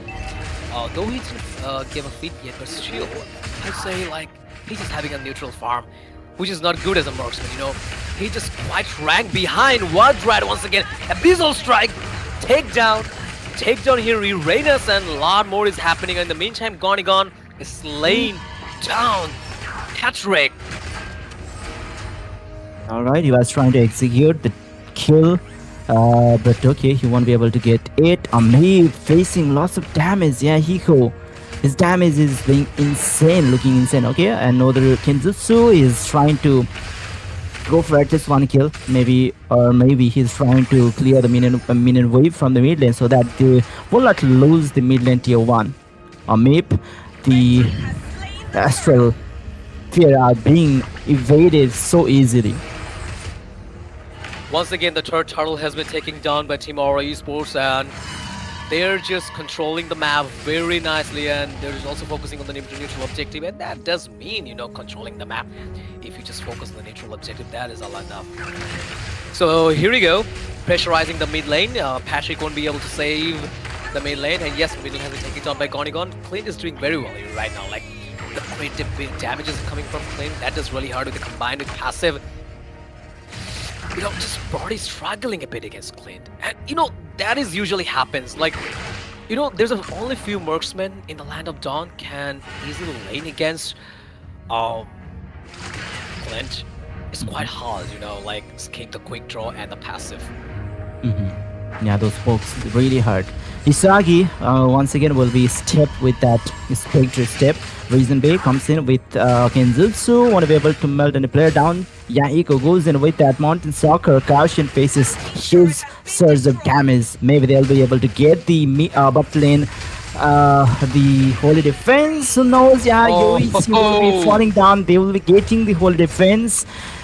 Well, slowly the team Aura Esports, they are very close to the win. They're just dominating, and let's have a look at the Clint Blends build. That is a, you know, like, okay, so he's just going with the Blade of Heptus, which is also fine. Okay, Holy Baptism in the meantime, no fight, no discussion, no time for discussion. They're just eagerly waiting to take down the shield, the extra shield. They did to the bot lane. Mainly they're just trying to focus on the mid lane because, you know, that is the key, like taking control of the mid lane. So Clint's damage really does hard at this stage. 10 minutes with a, you know, Blade of Despair. So, sorry, Endless Battle combined with Blade of Heptasis, and there's a Sky Piercer, which will help Clint to get some extra damage if you have a good amount of KDAs. So yeah, Clint is doing very well.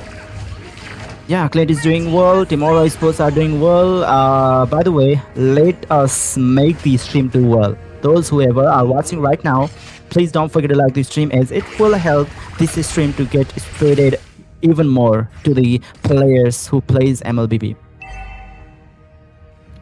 Absolutely, absolutely. Don't forget to share the stream. There's a huge chance for you if you're lucky enough to win huge amount of diamonds. So yeah, share the stream at least if you want some diamond and want to get some skins. This is the opportunity, you know. So yeah, okay. So what was that? Like literally, Luck was just waiting and taking damage from Hanzo. That was quite hilarious to see. That is something called confidence, you know. That is something called confidence. Alright, mid lane minion have been cleared out with the help of the holy defense, but Lord is charging from the bot lane. There's 5 players from both of the teams. Let's see if they'll be able to defend this Lord or not. Is Seige already facing huge source of damage? He's already low on SP. There comes another Mountain Soccer.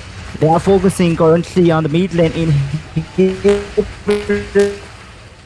but Blue team's turret has been destroyed. well, alright. Esports players are getting low on SP. All right. So here we go. The victory goes to Team Aura Esports. And Victory! so yeah, it was a very good game, you know. So it was a perfect game for Aura Esports. Like we witnessed an intense game because in this game they just literally not let them to give a just little chance. They didn't get a little bit chance to stand against the Aura Esports. Mhm. That was a perfect domination, you know, Maisha. Sorry, Manisha. Exactly. Yes. Yes, Walker. Yes, it was definitely a dominating game from our team Aura. And looking at the first match, I was not expecting that kind of gameplay, aggressive, I think. But overall, I think they move forward as they have won. Our team Aura has won both the rounds, right? So so for today, the match between Deftones and Team Aura ends right here, as both the games were taken by Team Aura. And looking at our stats right now, what do you have to say about it, Walker? I'm not the expert tonight. You are.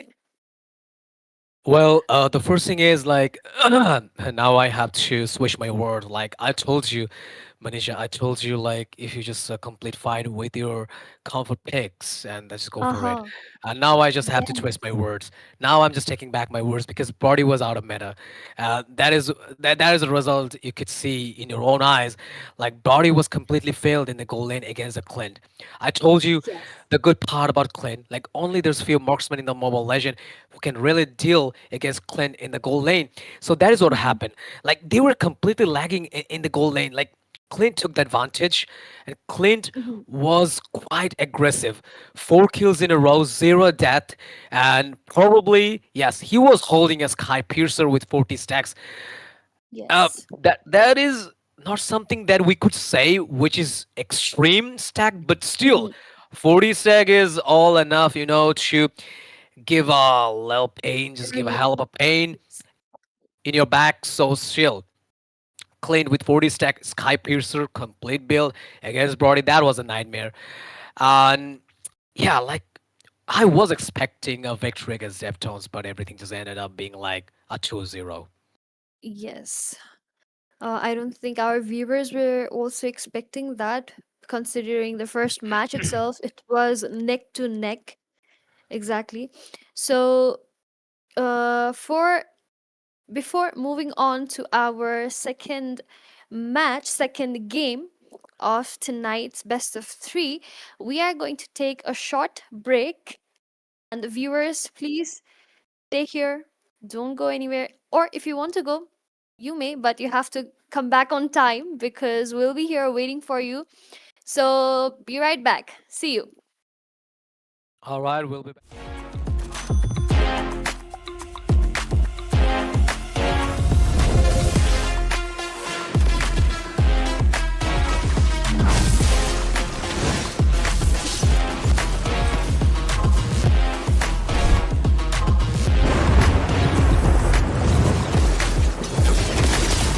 Killing spree!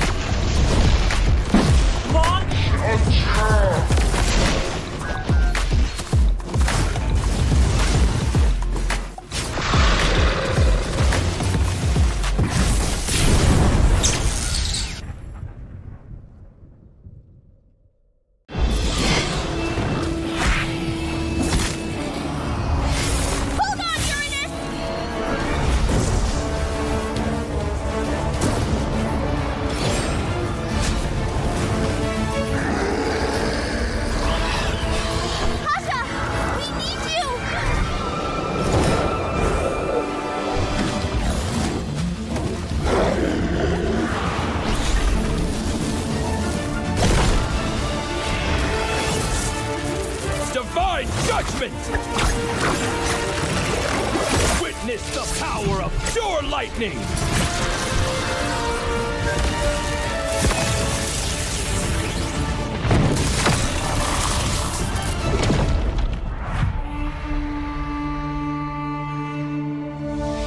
All that lies below is under my vigil.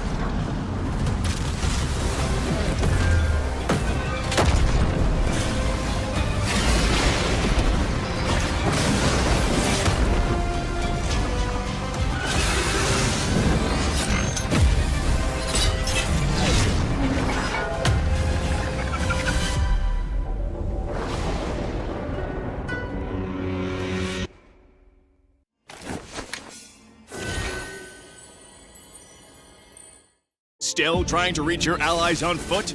Still stuck navigating terrain when the fight's already over? From flightless bird to ruling the skies, the revamped Kaja can be summed up in 2 words: soar and lasso. Soar anywhere, lasso anyone.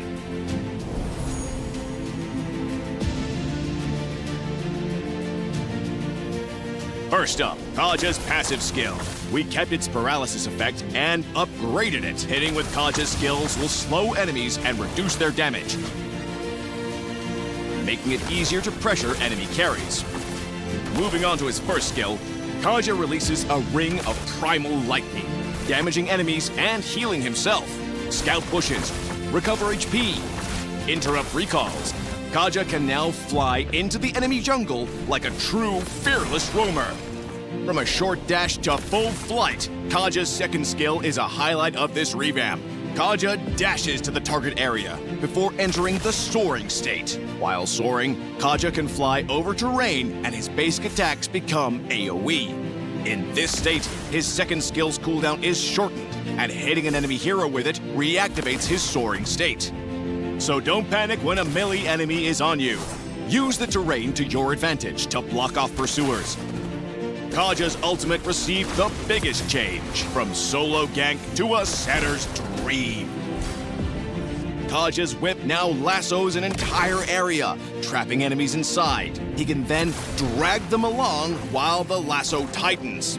Since the ultimate has a cast delay, timing is key. Aim for the enemy carry in the backline. For Kaja's skill priority, if the team needs fast wave clear, pick up his first skill first. To invade the enemy jungle and apply early pressure, go with the second skill first. Prioritize upgrading the first skill afterward in either case. For combos, try out these 2. In the laning phase, use Kaja's first skill to poke and recover HP. If the enemy engages, use his second skill to take off. Then kite with his aerial basic attacks. Kite when attacked. Attack when they're out of steam. For initiating teamfights, use Kaja's second skill to soar. Use the terrain to reposition. Follow up with his first skill to slow and reduce their damage. Then immediately cast his ultimate and let the team clean up. Now, let's talk matchups. Kaja does well against carries with no mobility skills, such as Layla, Ixia, and Vexana. Once he flies in and lassos them, there's no hope of escape. He also pairs well with allies with AoE, like Odette, Barza, and Ixia. Kaja can hold enemies in place while they pile on the damage. The perfect set! Now, if you're up against Kaja, remember that while his ultimate can't be purified, heroes with mobility like Kagura, Gisonshin, and Suyo can still dodge it with a dash.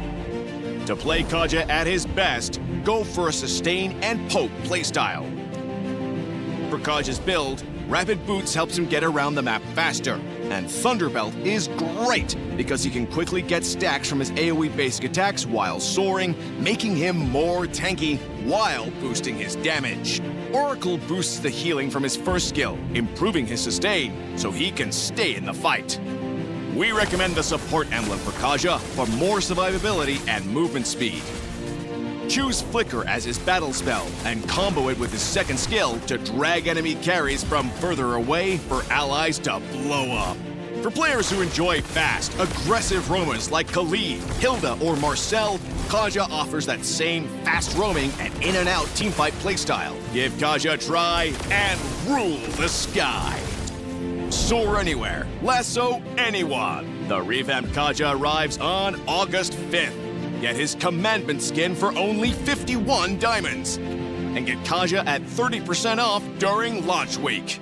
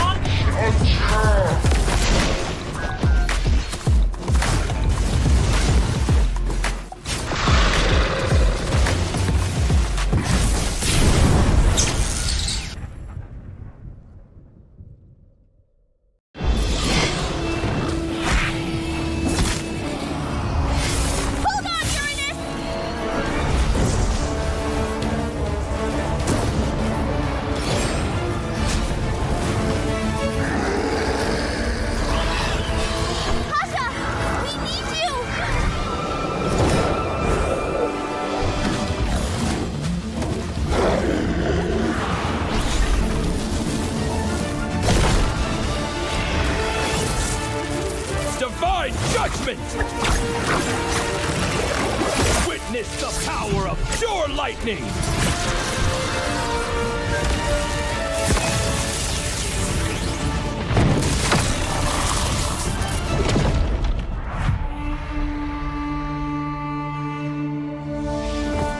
that lies below is under my vigil.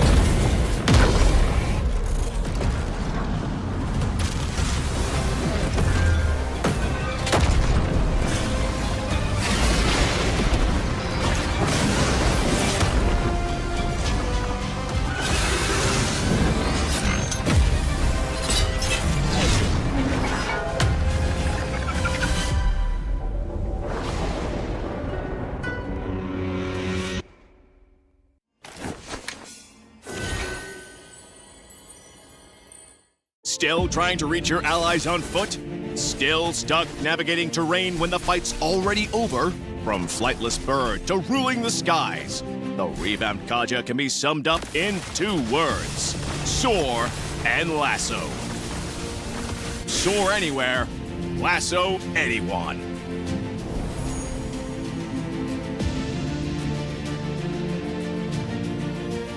First up, Kaja's passive skill. We kept its paralysis effect and upgraded it. Hitting with Kaja's skills will slow enemies and reduce their damage, making it easier to pressure enemy carries. Moving on to his first skill, Kaja releases a ring of primal lightning, damaging enemies and healing himself. Scout pushes, recover HP, interrupt recalls. Kaja can now fly into the enemy jungle like a true fearless roamer. From a short dash to full flight, Kaja's second skill is a highlight of this revamp. Kaja dashes to the target area before entering the soaring state. While soaring, Kaja can fly over terrain and his basic attacks become AoE. In this state, his second skill's cooldown is shortened, and hitting an enemy hero with it reactivates his soaring state. So don't panic when a melee enemy is on you. Use the terrain to your advantage to block off pursuers. Kaja's ultimate received the biggest change, from solo gank to a setter's dream. Kaja's whip now lassos an entire area, trapping enemies inside. He can then drag them along while the lasso tightens. Since the ultimate has a cast delay, timing is key. Aim for the enemy carry in the backline. For Kaja's skill priority, if the team needs fast wave clear, pick up his first skill first. To invade the enemy jungle and apply early pressure, go with the second skill first. Prioritize upgrading the first skill afterward in either case. For combos, try out these 2. In the laning phase, use Kaja's first skill to poke and recover HP. If the enemy engages, use his second skill to take off. Then kite with his aerial basic attacks. Kite when attacked. Attack when they're out of steam. For initiating teamfights, use Kaja's second skill to soar. Use the terrain to reposition. Follow up with his first skill to slow and reduce their damage. Then immediately cast his ultimate and let the team clean up. Now, let's talk matchups. Kaja does well against carries with no mobility skills, such as Layla, Ixia, and Vexana. Once he flies in and lassos them, there's no hope of escape. He also pairs well with allies with AoE, like Odette, Farza, and Ixia. Kaja can hold enemies in place while they pile on the damage. The perfect set! Now, if you're up against Kaja, remember that while his ultimate can't be purified, heroes with mobility like Kagura, Yi Shin, and Suyo can still dodge it with a dash. To play Kaja at his best, go for a sustain and poke playstyle. For Kaja's build, Rapid Boots helps him get around the map faster, and Thunderbelt is great because he can quickly get stacks from his AoE basic attacks while soaring, making him more tanky while boosting his damage. Oracle boosts the healing from his first skill, improving his sustain so he can stay in the fight. We recommend the support emblem for Kaja for more survivability and movement speed. Choose Flicker as his battle spell and combo it with his second skill to drag enemy carries from further away for allies to blow up. For players who enjoy fast, aggressive roamers like Khalid, Hilda, or Marcel, Kaja offers that same fast roaming and in-and-out teamfight playstyle. Give Kaja a try and rule the sky. Soar anywhere, lasso anyone. The revamped Kaja arrives on August 5th. Get his commandment skin for only 51 diamonds. And get Kaja at 30% off during launch week.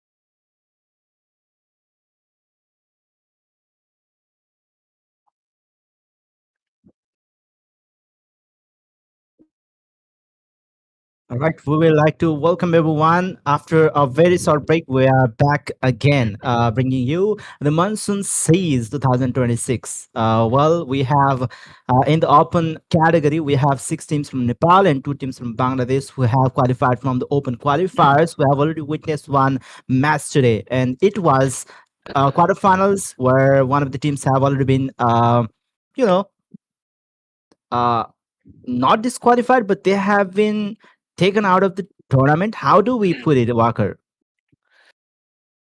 Well, I guess the situation is on not on their favor, but still, it's a very good tournament. And as a caster, like I always expect to have a perfect tournament. In my opinion, I don't care about the winners.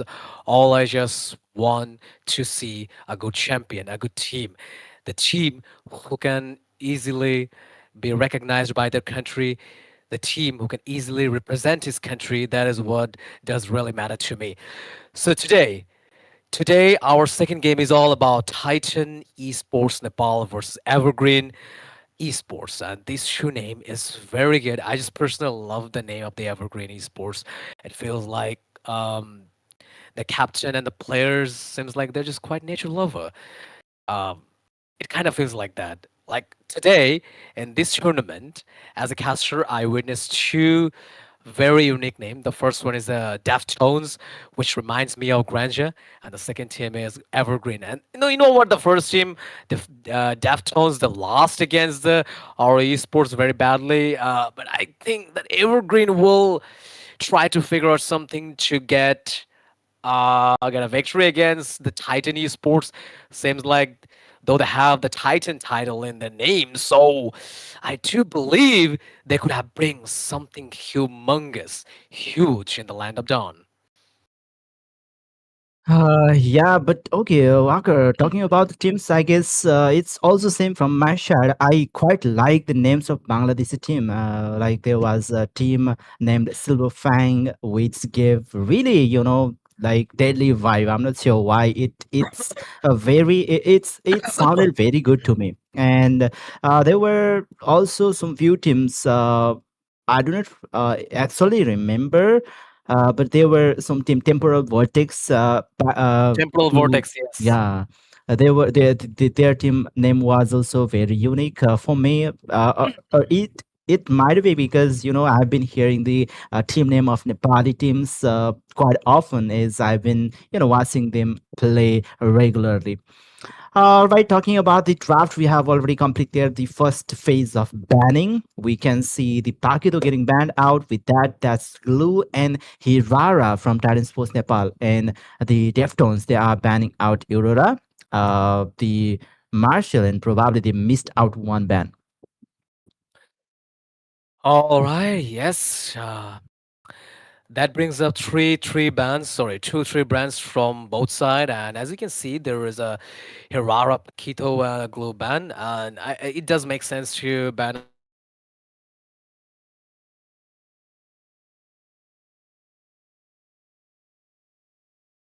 Uh, and yeah, we can see the Barats have been picked up from the team Titan Sports Nepal, Evergreen Esports. They have their double pick here. So what are they going to pick? For now, we can see the Esmeralda is still open. The carry is open.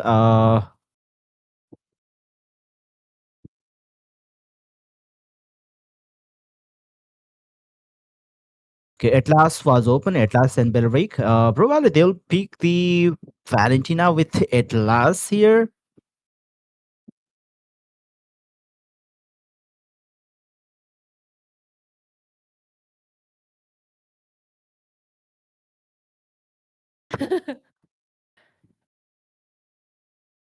Are we audible? Am I audible? Okay, firstly, welcome back, everyone. I kind of missed my intro for the second match. So, welcome again. I think we all are having our network issues, respectively. Sometimes something happens. Anyways, let's move on with the game. So, yes, I think our casters they have already briefed you a little bit about this match. So, again, this match is going to be between Titan Esports Nepal and Evergreen Esports, and as we can see that the draft phase is already here, and I think our casters are very excited. Our viewers are very excited to see how this match goes, and even I'm very much excited because this match is definitely going to be very interesting. Yeah, and it kind of seems really interesting that the Team Titan Sports Nepal have picked God because we haven't seen Grok after he haven't toned down a little bit. His, early damage is toned down. His even the later stage of the game, sorry, the damage have been toned down, but still they went for the God, well, they could have picked that Valentina on their side. All right, but okay, it could have been a lot of set of heroes that they didn't want something like Valentina on their side. Okay. I think Walker's mic is not working, or is it working right now? Because we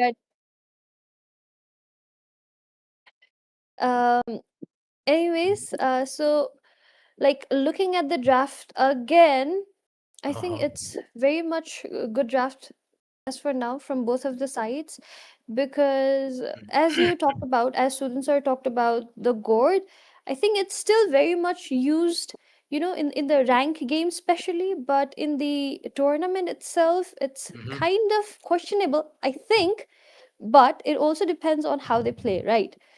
Absolutely. So, uh, oh, we have Walker. Yeah, I was like, I was unable to hear you guys. Never mind, that was a technical mistake. That was a Yes, it technical error. Never happens. Yeah, mind. don't be too, too what do I say, too energetic. I guess you were so energetic that you pulled out your cable of the headphone. No, it's okay. It's already connected. I don't know what just happened here. Never mind. So, all right. So from the side of Titan Esports, there's a Belric once again. And I don't know, like, what the hell is this dude is doing again in this match? Like, securing a Belric, that means one thing. Like, your opponent just can't go for the high attack speed marksman. And so, Uh-huh. yeah, if you're just securing that, then just no need to worry about your counter pick. Like, if you're just playing the high fire rate marksman, like Moscow's Obsidians, and it could be some other marksmen like Carry. So, just you don't have to worry about that. Mm-hmm. So, casters, what do you want to tell our viewers to expect from this match, particularly? If you have any kind of, message like, Well, I guess they have their own expectation. Evergreen is supposed they have been performing very well. In fact, they even took down Aura Sports once in the group stage. So I guess Evergreen is. I mean, the viewers have high hopes from the Evergreen Sports and even Titan Sports Nepal. We can see lots of the previous team rosters have been mixed up to form this new team, and they are here in the quarterfinals. So they are Mhm, doing really good. But I think Evergreen Sports they can make it to the playoffs. mhm. What about you, Mr. Walker? I would say just things are going a little bit different in this drop. Like out of the box, we see there is a Ruby. Oh, so I was talking about Moscow, and yeah, there is a Moscow in the team, and also there's a Hurley, which is a very good pick that I would say. But like if you just want to play with Harley, then you just have to a little bit more tricky about your ultimate, like just go and grab the backlane, especially like just bypass the front laner. Then you have to get the back laner, the main damage dealer, especially the Shin or even Valentina. But in my opinion, Valentina is not that much squishy that we just compare to the other mage. So I'd say it will be a little bit difficult for Hurley to bypass those front laner like Ruby, Esmeralda, or even Atlas. So yeah, uh, I'm not gonna say anything specific about the pick, but I would say the draft is completely different this time. Like there's a Yusa also a Ruby. So yeah, I do love the Moscow pick. So let's see what happened. I'm not gonna say anything right now. And yes, the Yes, we will comparison. definitely see that in the Yeah, match itself. So I'll see you guys in a bit. Until then, keep following us. yeah, definitely.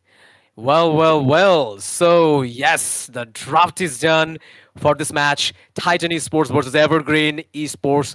This Shu Nepali giant is about to clash, having a clash in the land of dawn. So, the comparison has been said, and let's see which team has the last left. From commentary box, I'm here, Walker Mahmood, with me, Sudin Roy, and also Manija is here to cheer you guys up as our host for today. And right now, I'm directly moving on to Sosh as he will describe the in-game scenario. All right, you have already seen the composition of both of the teams. So yeah, let us also know in the comment section which team are looking strong in this game. Number one, Titan Sports Nepal on the blue side and Evergreen Sports on the red side. And both of the teams are with the balanced lineup, and both of them are starting from the XP lane side. I'm gonna say one more thing. Like the Fat Poppy will struggle a little bit against, the dash because we all know dash's counter can easily get countered by, Ruby's skills. So yeah, just trying to give a hell of a damage. Okay, so Harley might be in trouble, lose a lot of HPs, barely just escape with his life, and that was a good pressurizer coming from Team Evergreen Esports. Yeah, that was really aggressive initiation in the early stage of the game. They are looking for the invasion as they know that Lunaris is low on SP. But Lunaris will be securing his purple buff and he'll be retreating. That was really very aggressive play coming up from Evergreen Esports early on. Yeah, but I guess this was the first match between Aura Esports and Deftones, so they might not go for the same mistake because, if you just don't end the game early without having a marksman in the team, so it can be a little bit difficult to carry the game for the late game. So I guess they are not doing the same mistake like the Deftone does in the first game. So yeah, they will go for the early finish against Titan Esports because they don't have marksman. No, except the Isan Shin, there is no late game core, especially who can take out the match against the Titans. So yeah, they must have be conscious about that, like they end the game as early as possible. Yeah, and just to like you explained recently, they only have the damage on their jungler, and if the team Titan Sports Nepal they manages to isolate even with the Daytona's welcome or even with the deadly match coming up Lunaris, they will be able to win the team fight, any team fight. There's the Fatal Link. Super Marco will be taken down by the hand of Feifeng. All right, Johan is Candy. going in. Candy seems to be getting low on SP. That's okay. That was a very nice aim. That was a very nice aim by Johan. Like he just aimed with a bow, and that was a perfect shot for him. Let's have an instant replay once again. First, he took down Poppy and Super Marco also taken by the Valentina, and they just took the turtle. And in the very last moment, Candy was getting slain by the hand of Isan Shen. Yeah, that was a great, that was a picture perfect aim, that I would say. In fact, if Super Marco wouldn't fall early on, maybe they could have that control over that fight because while Candy was being says, oh, there's the magic from Lunaris. Another fight, Wrath of Dryad will be popped up there, but he won't be able to taunt any player as the Beautify from Kera have been used up. Shudon, I told you, like Harley have to face little, little difficulties in this game because it's not that easy to bypass those tanks and get the backlane. So you saw that is the thing that happening against Harley. So okay, so here Henipeg just slain down. Okay, 5 kills in a row. Itemization already Ruby with the War Axe, and in the other hand, Moscow just getting ready with the Corazon side. So they're just trying to pressurize in the jungle, and Harley is facing a lot of trouble. Here we go, the Feral Ling and the Mystic Gouge, not enough to take down one of those Evergreen Esports player. That was a nice one, forcing them to retreat.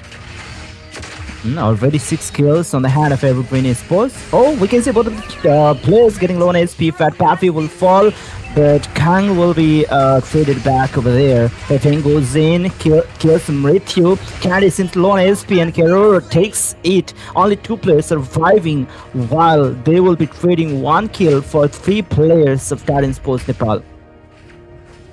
Absolutely, and in the gold ranking, Sunshine taking the place. Instant replay once again. The Raw Dryad wasn't enough. Okay, so here we go. That was a perfect mountain shocker, and literally Sunshine just doing his job very nicely. What Dryad wasn't enough for him to escape. He just wanted to escape barely, but in the end, he just can't. He just died. Things are getting just one-sided, Yeah, Fat Pappy is getting locked in. There's 3 players ganking. Mystic Ghost won't be able to do anything on that gank, and they'll be able to claim the top lane tier 1. But well, there is 8 or 7,000 worth of gold difference in between these 2 teams. So will Titan Sports Nepal be able to recover the gold against Evergreen Esports? What do you say, Walker? Yeah, the way things are going right now in the Land of Dawn, so they might not have the chance, like pull it up, because already Hurley's quite behind. As a jungler, you must have to get your enough farm in order to get some damage, in order to, get your team in the upper hand, but that is not happening. Still, Hurley is struggling with his itemization. Even the whole Evergreen Esports completely not letting him farm properly, pressurizing on his jungle. So that is the thing, no time for discussion, and Super Marco is taken down by Johan once again, 4 kills in a row. This is the beauty of Mr. Mountain Shaka. I love it. I love his Sunshine. The way he's playing is like completely plausible. And yeah, no chance for the Titan Esports, the way they're playing. I would say, Sudin, it wasn't good enough to go for the Hurley. Whenever there's a Ruby in the other side. Yeah, let's see if they'll be able to bypass the front lines of the team Evergreen Esports. Just okay, if they manage to equate the gold, but okay, once again we can see Fat Pappy is getting says there's the Spirit of Destruction connector. He will be teleporting. Pepeng looks low on SP. There's the Fatal Link onto Super Marco. Mystic Ghost comes in from both of the sides, by the way, copied and original as well. Keroro joining all of the players. Mrityu looks low on SP. Super Marco falls. Fat Pappy won't be able to dish out much damage as he is way behind in the farm. But well, we can see another falling Starmon and Lunaris is split pushing on the bottom side of the map. And in the other side, Lunaris with Harry just trying to focus on the bot lane, just give a hell of a push, and okay, they might lose the bot lane's tier 1 tower. And if we just have a look in the itemization, then Esmeralda win with Enchanted Talisman. And in the other side, Harley just with the concentrated energy, and Guard with the magic penetration, like the glowing one, which is also work fine to penetrate some shield as a mage item. So yeah, the situation is just quite getting one-sided from the side of Team Evergreen Esports. They're just 14 kills, even the goal difference is quite huge. Like there's a more than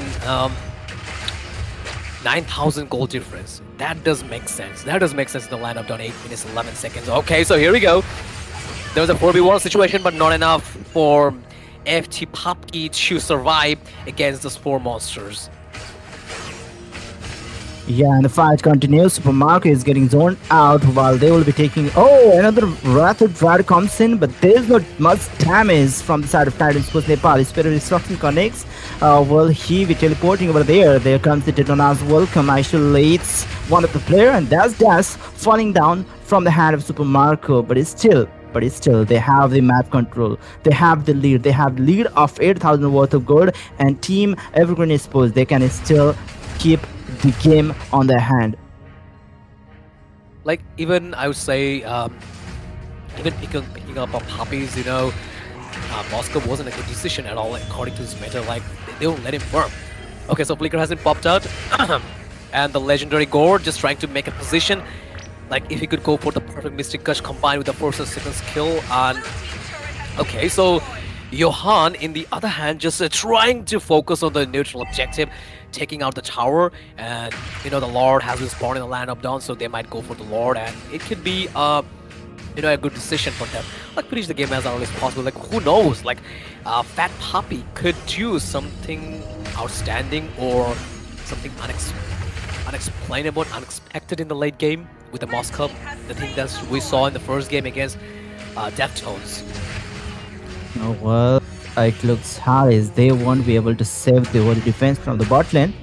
And even they are not being able to split push that comfortably. They are getting saves, but well, that saves turned out to be a favorable fight for the team Titan Sports Nepal once, but it won't be the same for every fight. Once again, the same story is being repeated. Spirit of Destruction connects. That's the Wrath of Rad with the Mystic Gauss, but this time Ritu will be getting the kill, but Marco is getting traded back. Lunar is into getting low on HP. Keroro secures the kill. Candy low on HP will fall to the hand of Fat Papi, and Ritu are the only players alive from the side of Titan Sports Nepal, but the Lord is coming to the base of theirs. Yeah, like, I'm just watching this and shit. I'm keeping my eyes on him. The 707. A perfect KD. Look at that. Look at the thing. What the hell is Esmeralda doing? Like, diving inside the turret and sustaining every single damage is coming from Fat Poppy. Alright, there's the Mountain Soccer is turned on to Mrityu. Won't be enough to take him down though. But there's 5 players alive from both team. The Lord haven't taken down. That's the Wrath of Brad, which is copied, and that's the original one as well. The Mystic Girls, the damage wasn't enough, but there's the Deadly Magic. Fipping might be falling down, but before that, Super Marco will be taken down. The only player standing will be 2 players from Team Titan Sports Nepal, and with low SP, Kang is probably flexing that they are going to win this game. 1 SP, Lunar is full fall. Kang is still alive with that low SP. Johan is locking onto the base. Mrityu won't be able to do much. He will just watch their base getting deleted. I love this game. I love this game. I love this match, This has fulfilled my expectation. Exactly. What a game it was. I don't think it was expected from the Evergreens to totally dominate this game and take this round with them. And yes, I think Titan Esports definitely has their chance in the second round, right, casters?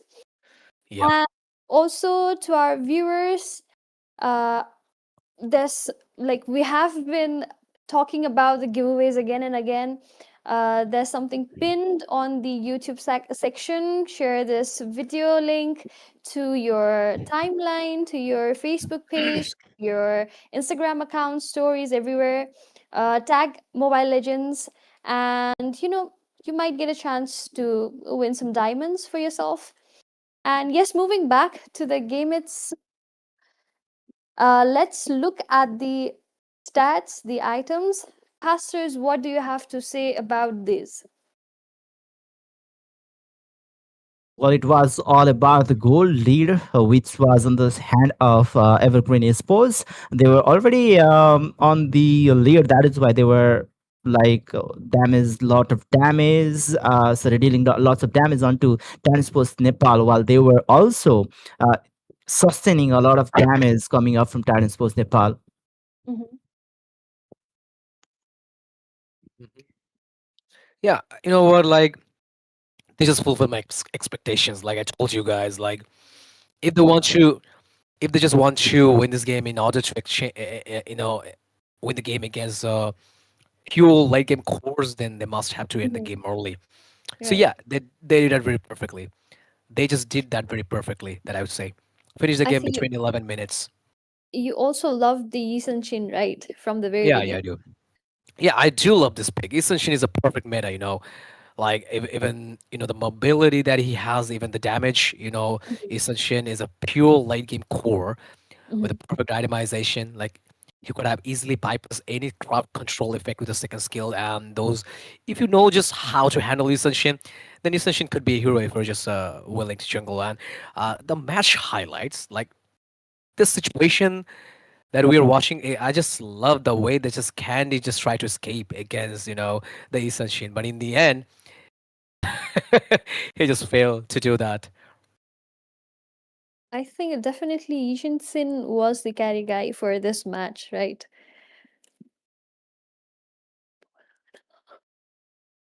Yeah, Essential was the carry guy, but the every other players they contribute a lot against Moscow. Like Moscow was laning against Ruby.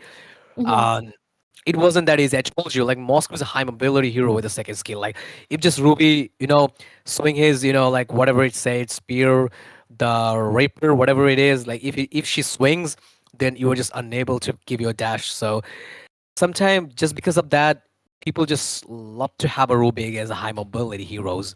Right. Definitely. Okay, I think we will begin our second round, second match between the Titan Esports and Evergreen Esports in a while. Um, what do you guys think? Like, what can we expect in the next match? Like, what are the things that our Titan Esports need to, look into so that they can take this round in their name? Well, first of all, talking about the game number one, we have been seeing Barats or any tanky picks being on XP. There will be something in the mid lane with playing as a support. Mhm. That will give some mobility, or sometimes the tanky picks are picked while the map is the expanded river. But in this game, they picked up the Barats and couldn't, rotate well, I guess. And early on, the team Evergreen Esports had a really good start. They invaded, they tried to pressurize everything, and they got some trips that they started the snowball. And Mm. while the game was proceeding, they had the Right. full comfort and full control over the map. Okay, definitely. I think they will look into the things that they missed out on the first match, and they will definitely improve in the second round so that we can get our, best of three matches. We can look into it. We will have that full experience because the first match also ended in just two rounds, right? So I really hope that this match between Evergreen and Titan Esports will go to the best of three so that we can exactly see what the teams can actually give to this game, how they are going to showcase their gameplay in a better way, I think, because we cannot just judge a team because of one single game. Mhm. So I, as a host, I think it's really expected from our viewers as well, that they would want some best of three matches and not just 2-0 kind of games, right? Yeah, like truth could be bitter. Like, but if I just speak about a few things that for the Titan Esports, the first game that we saw, it was a complete domination from the side of Right. Evergreen Esports. So Yeah, they made this far. Definitely, they have the potential. In my caster's mind, my professional side, as a professional caster, I would say, okay, just go for the best of three games. We do expect to see another victory. I mean, another competition between these two teams. Like, we don't want to have a one-sided match. That is my professional mind is saying. But, the draft I saw, especially for the side of team Titan Esports, Mhm. that doesn't feel like they're just quite ready for this type of big matches against the Evergreen. Uh, so they might know very well because Mhm. having a Moscow, though I just talked about to have some picks. I was saying to Manisha, like, if you just can't go with the meta, then don't worry, just go for your perfect, like your Yes. normal zone, comfort zone. But in some time you just have to take back your words. Depends on the situation. True. So that is the thing that I'm doing right now. I'm taking back my words because at this type of competitive matches, Moscow is not a perfect fit. Mhm. You know your opponent very well. The Mhm. Evergreen Esports, the way they played, they didn't hesitate to jump down into a turret to charge Moscow with a very low HP. We saw Esmeralda or even Ruby were 20 or 50% HPs, and Moscow was full. What they just did, they were super confident because they all know if you're playing Moscow and if you don't have enough farm, or if you don't have the Trinity, you can do a simple scratch. You can put a simple scratch to Esmeralda or even Ruby. It's Mhm. not that easy to, So yeah, let's see what happened. I'm expecting a few meta picks or meta standard lineup. Otherwise, doomed. Definitely. I think every one of us here are expecting some good team fights, good like improvements in this round. So we just have to wait and we'll see how things go, right? Meanwhile, our viewers, please don't forget that we're still doing the giveaways. Make sure you follow what's pinned in the comment. You follow that, and again, you will have the chance to win some crazy amount of diamonds. And I don't know, Yes. what else do you want if you're a regular player, right? Hmm. Exactly. Yeah, that is what you just said. Like, if you want to get some free diamonds, just all you have to do, stay in the stream and don't forget to Exactly. share the stream. Yeah, Exactly. I do want to have some free diamonds. Like, wish I could just go for those free diamonds. If I'm lucky enough. But I would say I'm not that lucky. Even in my entire life, I didn't even own a single lottery ticket. My bad. Maybe your life itself is a lottery that you've Oh. already received. Oh my So god, that was a good one. Yeah, I'm taking it. I'm taking it, Manisha. I'm taking it. so Oh, you just let's completely shut down my mouth. anyways, so we have our drafts ready, casters. Let's look into it. Let's see how this round goes, right? How are you feeling right now regarding the drafts that's already been picked and banned? All right, so this time they are still banning out some uh, thing that could that is usually banned out. Mm-hmm. Uh, those are all, but okay.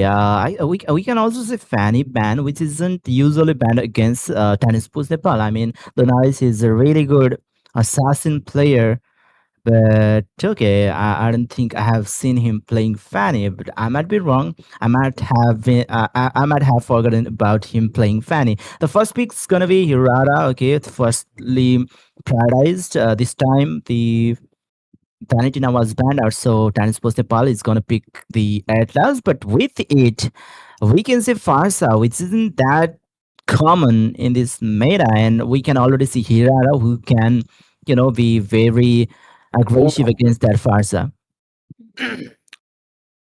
Ah, here we go. Like, in the second game between Titan Esports versus the Evergreen, ah, completely new things are coming out of the box because there is a Marcel having some parcel for you, and also there is a You know, the saddest guy who just lost his girl.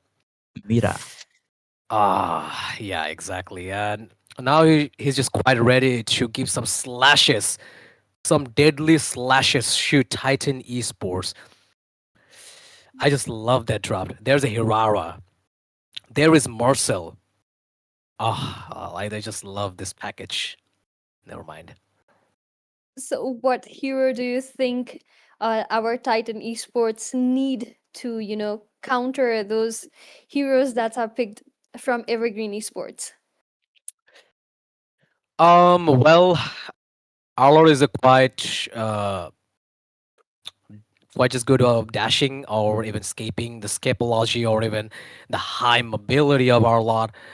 So they could have go for. There's a multiple options. You know, there's a Ruby, there's a Mansita, or even yeah, these two things are coming in my mind. But first, they would love to go for Loneris with the Nolan.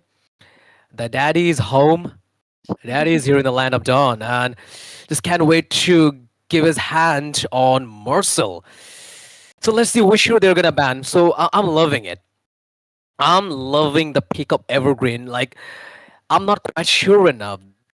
They, are they just confident enough against Titan Esports? They're just going with the Marcel. You know, Marcel needs a quite tricky technique to play. Sometimes it could bring something good for the opponent. Like it's a neutral. Like whenever you were just in Marcel's CC, Marcel's just a photographer. We all know that. Sometimes it brings a trick room. It could be better for your team, or sometimes it could be difficult for your team. It could be different. So yeah, handling Marcel is not that much easy. Let's see. Let's see. Let's see. We'll see that. Since both of the teams are on their final two picks, I think that pick will decide how much this game is going to be in favor of that particular team. Mhm. We'll definitely see that around. But again, like I have asked you before as well, which heroes do you think like would fit for the draft that's already there for both of the teams? Well, if we can see here from the side of Team Evergreen Esports, they have a bit of a squeezy kind of lineup at the moment. So while they need a goal laner from their team, I don't think they can fit something like Tangy or yeah, they can go for Paquito. They could have gone for Paquito if it was open, but Paquito isn't available. Will they be going for something tanky like at least gold lane? Or something like that. Not sure about that because I guess they have enough damage from their side because most of the time Androt they goes for the damage build. He does lots of damage and well if they can fit something like Ruby like Walker said. Mm. He can even trigger those passive mark for the Arlot. While for the Transpocipal, they already have the front line as Atlas. They can go for another XP lane as their front line. That there's going to be the Lapu Lapu. Even uh, they now need a gold laner, and it's going to be as per the pick coming up from the Evergreen Esports. If they need something to melt or something to burst, Okay, we Oh. hear you. We hear you. What about Walker? Well, I was expecting to have a Ruby from their side, but you know, instead of Ruby, there is a Lapu Lapu.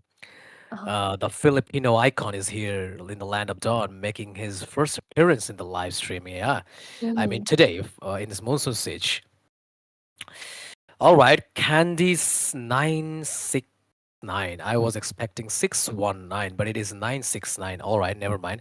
That is the ultimate of Rey Mysterio. Okay, so there is the Atlas. It'll be difficult for them because you know it could even go closer to Melissa, Mhm. or even if the timing is not perfect Ah, for you, then yes. the rock wave is all enough to diffuse your royal ultimate, the fatal Mhm. links. Fatal link, that is all he has. Mhm. It is not even. perfect ultimate for Hirara. Just forget about Arlord. That kid Yeah. runs a lot. That kid runs a lot. No, never mind. He's not a kid. Adult. He's an adult. Okay. The only kid we have here that is Melissa. Okay, Melissa. so let's get back to the topic. It won't be easy for the Mr. Feral Link, the Mr. Octopus, whatever you say. That is our Atlas, the giant from the sea. It won't be easy for him to execute a perfect Feral Link because it's not easy to grab the fish lady, Kadita, or even Melissa. So yeah, it won't be that easy. So I don't think Shodan, I don't think this is a perfect pick. I mean, I don't want to go with that Atlas. But well, the comparison has been said, so let's see which team has the last laugh. Yeah, once again, this is the game number 2 in between Evergreen Esports versus Star Sports Nepal, where Evergreen Esports have already managed to get one victory against Star Sports Nepal best of 3, and they only need one more victory to get their slot onto the playoffs of Monsoon Siege 2026. Candy, with the perfect match, trying to zone out the players there, maybe trying to poke some damages. We can already see Johan invading that Crimson Lizard and Carol getting low on SP on the XP lane, but they are going aggressive for this purple buff. Maybe they are trying their best to invade if possible. Well, absolutely nothing fancy is going on, and Candy just trying to get some vision for his team, especially just want his jungler to farm properly, trying to get some vision. At last, just giving a little poke here. And then the other side, Hirara just trying to get his blue buff, and then in the top lane, there's a fight between Melissa and Harriet Fat Puppy. Nothing fancy Yeah, is the going on. first turtle is about to get spawned in the Land of Dawn. Lunar is trying to poke damage onto Kang early on. Candy joins the fight over there. Mrityu, okay, he's still level 3. Maybe we'll share some XP Oh, on the XP lane, but we can see Super Marco already getting low on SP. Mrityu will be sharing the minions here. That's the Feather Strike. Mrityu will be taking the kill, and that's the Rising Sword coming up from Super Marco. They'll be able to kill Keroro. They might have the access to the first turtle, but there's the rough wave. That's the briefing. what was that? What was that, Sudhir? What was that? That was a perfect rough wave, like a combo for Paypang. Let's look at it once again. Like that was a picture perfect combo for Kadita. Like she's literally waiting for that. Like look at the rough wave. Like slaying 2 heroes in a row. That was picture perfect to see. Yeah, they got the trade over there, and they have already managed to take the turtle too. They have slight lead over the Titan Sports Nepal, and another fight is about to burst here. Kang, well, Candy will have to fall back. He is also looking low on mana. Randomization time. Harriet is just going for the regular build. On every single members, they're just not quite ready with their one single build. It's a 3 minutes running in the Land of Dawn. Until 5 minutes, we can say anything. 2 kills in a row for Evergreen Esports. Not a bad start that I'm gonna say. Sleeping. Ooh, I don't know that why was a he is flicker. inside the turret. Well, with the rough wave and Thalassophobia, he'll be able to, save himself, but he'll be missing the utilities for the fight. Keroro once again gets ganked. That's the flicker with the Landsaker. Stuns him and will be taking the kill with that Raging Sword. Johan secures the Sky Piercer early on. Let's see if he'll be able to stack it up. Further the strike already used by Mrityu. He won't be able to escape anymore. Johan takes the kill, and he's looking for another 20 stacks for his Sky Piercer. But Payfing, he will be stealing that kill, and he won't be, letting his teammate, letting Johan to stack up his Sky Piercer. Another fight burst up here. Fat Papi with the Zombie first, but won't be able to sustain anymore. Yeah, that was bad for Bad Poppy. Like, okay, so here's the invasion is coming out in the jungle. Titan Esports. And now a lot as a rough wave once again. Look at the damage is coming from Ping, and once again he just secured the kill, fracture, but not enough HP to escape down from Nolan, and that was good. And Johan once again secured the turtle. Dash might be in trouble. Yes, he is. Oh, Lunar seems to be getting low on SP, will fall, and Candy too won't be able to escape anymore. That's another 10 stacks for Johan. He is stacking up his Sky Piercer and maybe looking for another 10 stacks. They are going towards the goal lane, and there is Fat Papi all alone. He's getting ganked. That's the zone force being used up defensively, but won't be able to escape as Johan takes the kill onto Fat Papi. Yeah, that is the objective, try to focus on the goal lane, try to pressure on the marksman. Though Harris is not a marksman, but still, he is working as a marksman. Red team turret has been So that is a neutral gameplay from the side of Evergreen Esports. Okay, Marcel might be in trouble. Still, look at the sustainability of Marcel. I don't know what is he holding. Maybe he might holding a Thunderbolt, if I'm not wrong. Requesting a streamer to show because he sustained a lot. Let's see. Okay, so Dash here, Melissa. Never mind. She's just looking like Angela. I was like about to say Angela.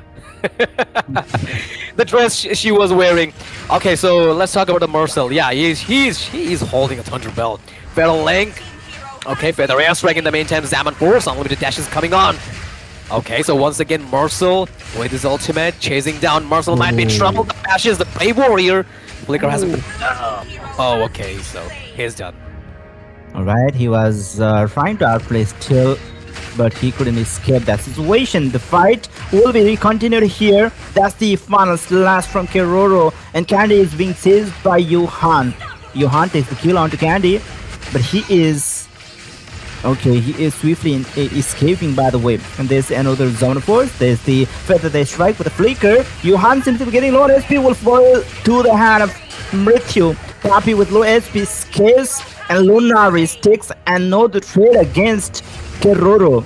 And that's, I guess, on the favor of Team Titan Sports Nepal. But once again, with the buff wave, they'll be catching Lunaris. They won't be able to defend the mid lane, tier 1. blue team turret has been destroyed. Well, right now they're just moving.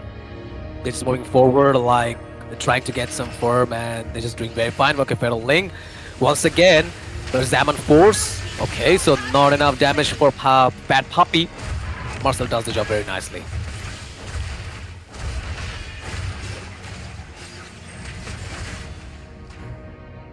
Alright, Okay. probably they are trying to at least get the third turtle of the game. They have already lost 2 of the turtles. They are rushing the team, Yeah, it's still off the team. Every sport. The first turtle is a get spawn, pick 1 second claims, get on to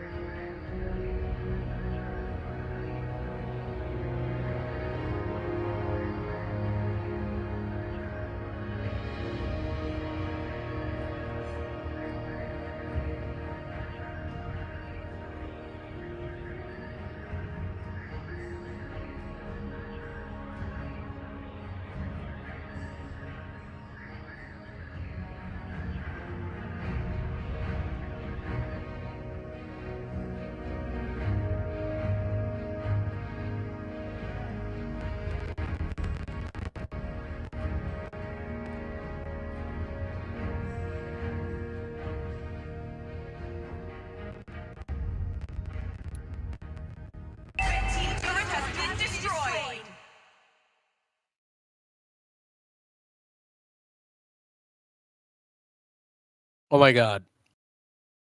Viewers are so desperate.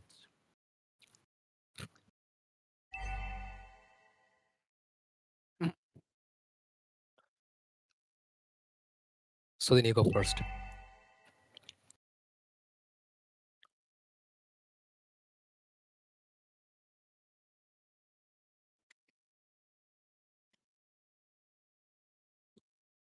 So I guess we're back on to the line.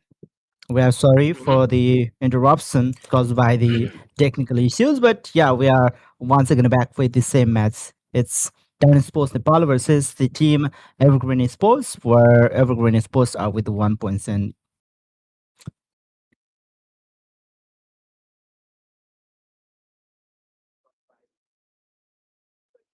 Oh, it looks like it's not just us whose internet has been lagging. Uh, it happens. It happens during the matches, and I think it's okay. But I think recalling the match right now, it was going neck to neck between both the matches, and as I was expecting, I was hoping in the beginning that it would go for another round, and I think it was going for it. Is that right? Absolutely, absolutely.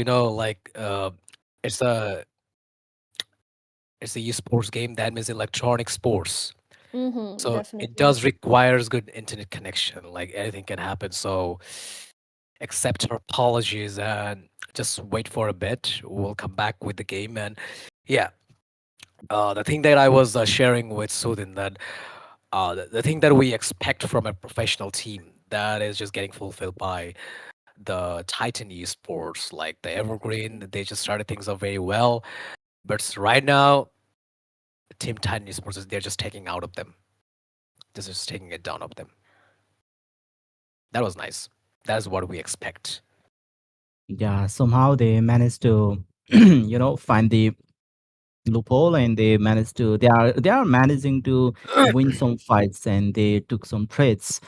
Well, Yeah. for now, they are on equal trades, I guess, not on the lead, but let's see what is happening. But yeah, players Yup. Yup. also Yup. having the internet issue. So if anyone from the chat, they were also having some internet issue, you can comment down on the chat. Or maybe it could be partial internet issue where the game is lagging and the youtube isn't lagging. That is also possible. So let us know in the comment section if your youtube was lagging, not because the producer was lagging, just because you were lagging. No, I think it's also because of the tournament's name itself, the Monsoon Siege, and during monsoon we definitely tend to have a lot of technical issues because of the rain and all, storm and everything. We lose happened with us tonight, and uh, I think we're back in the game.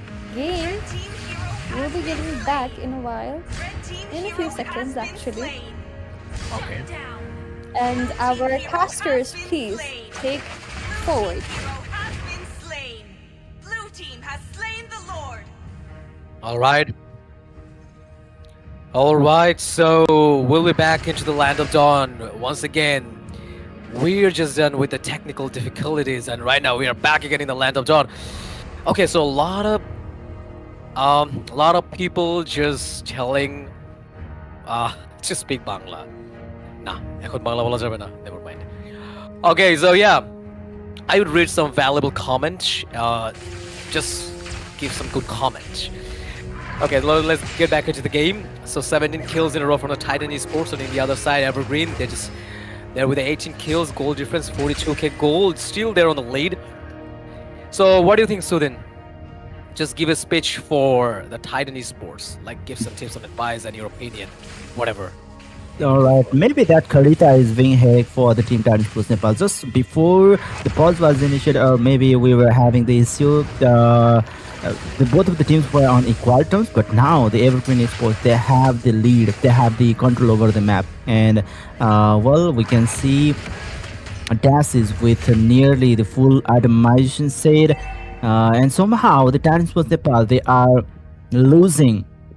So I'm not sure what happened there, but I don't think they will be able to contest the lore. They won't be able to claim back the, you know, lead anymore. Even the late game scaling is on the favor of Evergreen Sports if we look closely. Yes, yes, yes. Okay, so Marcel just giving a hell of a chase to. Okay, so Marcel with his ultimate. Okay, so here we go. Lapalu might be in trouble. Super Marco is getting down. And right now they're just completely outnumbered. Four members left from the side of Team Titan Esports, and they will take the advantage. Yeah, they will take the Lord. And it's a 40 minutes Lord in the land of Dawn, so every single Lord, is very important, that I'd say. And without a competition, they will take the Lord, the Fat Poppy. Just try to get some fur from him, from himself. And the gold lead.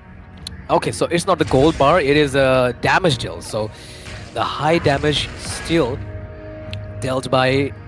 Okay, so damage deal by. Okay, gang. I mean Marcel. Okay, never mind. Okay, damage taken. The Super Marcel fight has been going on. Zaman Force Unlimited Dash is coming on, giving a hell of a damage. But I guess he will survive. But yes, he did. Feather strike in the meantime, but no death yet. The thing was trying to go for Fat Papi, but he's still. Sorry. Even though he managed to escape, but he will be ganked from another angle. There's the Fataling just trying to purchase some time, but that's not gonna help them as the Team Evergreen Sports. They are wiping out the Team Titan Sports Nepal with the base taken down. They will be eliminating the Team Titan Sports Nepal with 2-0 points. Yeah. All Go on, right. host. All right, that was quite a match. Something that I was not expecting and I was not hoping at all, to be honest, because in the like in the mid match, I was saying that we could be possibly seeing the third match, but unfortunately, this is it for the second round. Casters, what do you think? What went wrong this time? Because as we could see, both the teams were competing very like neck to neck. So, what do you think was the thing element that was missing this time?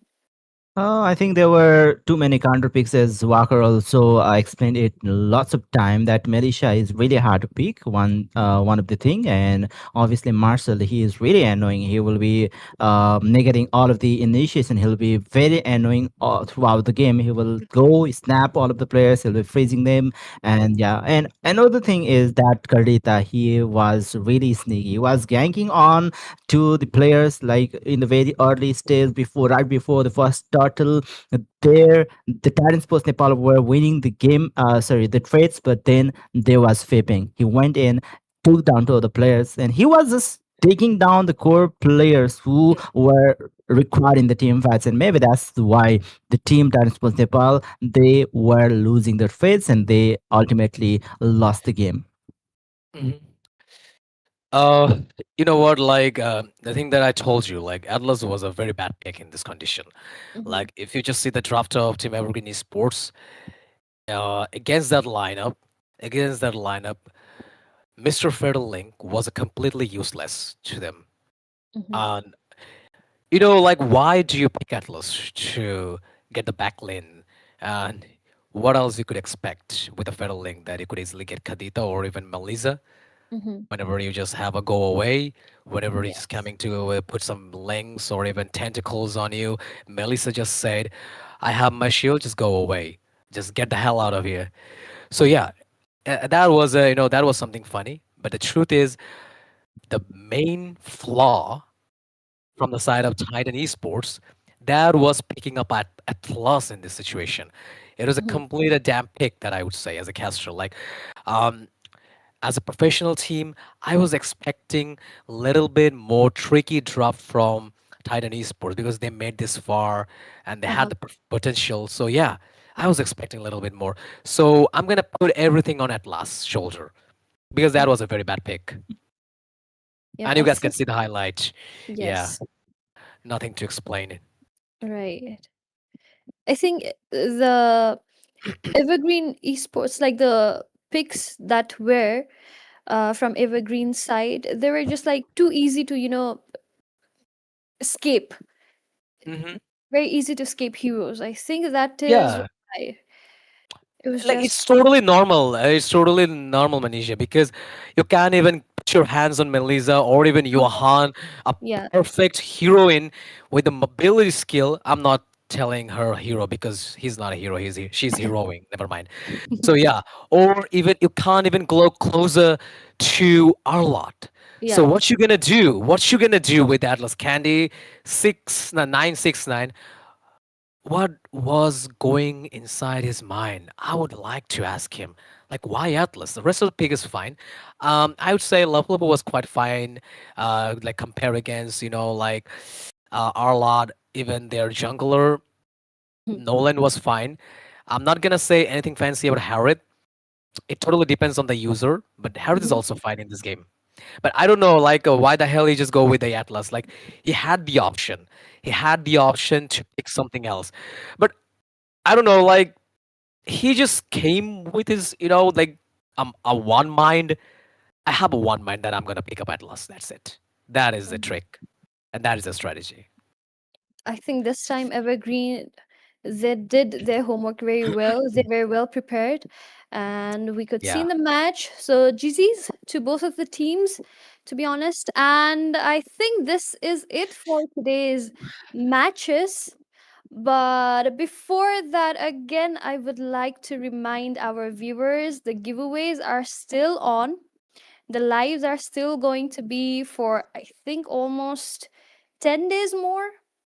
Hmm. So you still have a lot of chance to win some diamonds for yourself. There are a lot of giveaways, and not just this one, but there are other quiz games and everything happening in our social media account. So follow them, okay, in Facebook, in Instagram. So there's still a chance again. And we will be back tomorrow with our new games, which is going to be, I think it's going to be the female category. And we will see you guys tomorrow. Caster, yes, Yeah. before I go, I would also like to ask our casters, how did you feel about today's matches? How was their day one? How everything felt for you guys? Yeah, I think it went well. We could see lots of team improvising their game. Even the team like our Esports were having a really hard time, by the way, in the game number one. Yes, So yeah, I would like to see the matches of Bangladeshi team, and yeah, we are quite excited about tomorrow's matches where there are female teams, dueling with each other for the yes. first time in the international stage for the South Exactly. Asia. So yeah, tomorrow's matches is going to be Badai Sports versus Lilak Lulavai. That's going to be first match, which will be for 7:20 Nepali time, and uh, wait, maybe Seven. 7:35, right? No, it's 15. Yeah, so 7:35 p.m. Bangladeshi time, and after that it's gonna be Moonwell Covins versus Wonder Girls, which is scheduled for 8:20 Nepali time and 8:35 Bangladeshi time, but it's might differ as per the match number one of Badai Sports versus Lilak Lulabai. All right. That being said, we'll be back tomorrow, same time, different games, and don't forget to share the stream with your friends because giveaway is going on. And let's Yes. see who has the last laugh in the very last day. Till then, take care. Good night. So long, everybody. Signing out, Walker. Bye bye. See you tomorrow.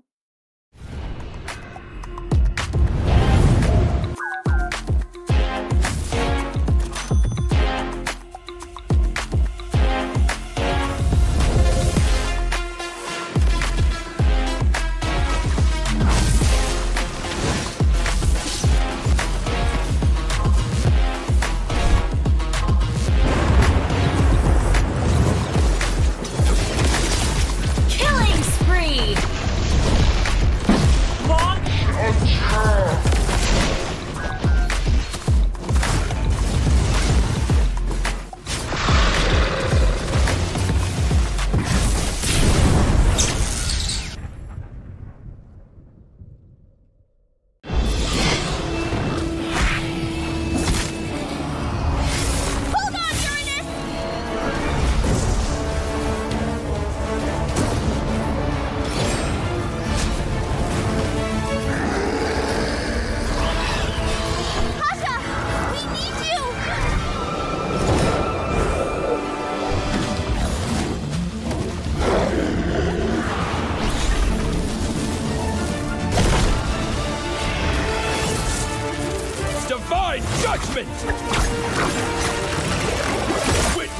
power of pure lightning!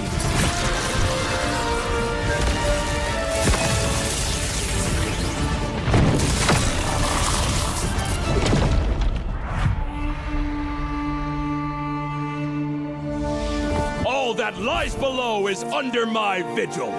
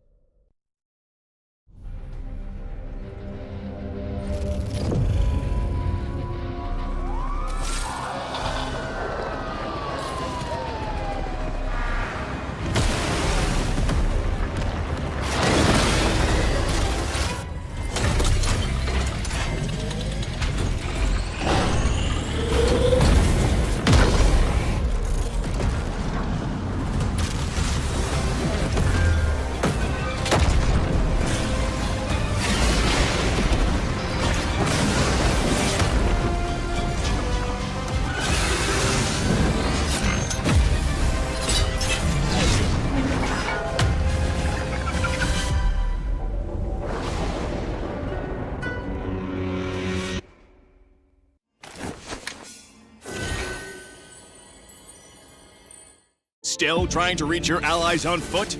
Still stuck navigating terrain when the fight's already over? From flightless bird to ruling the skies, the revamped Kaja can be summed up in 2 words: soar and lasso. Soar anywhere, lasso anyone.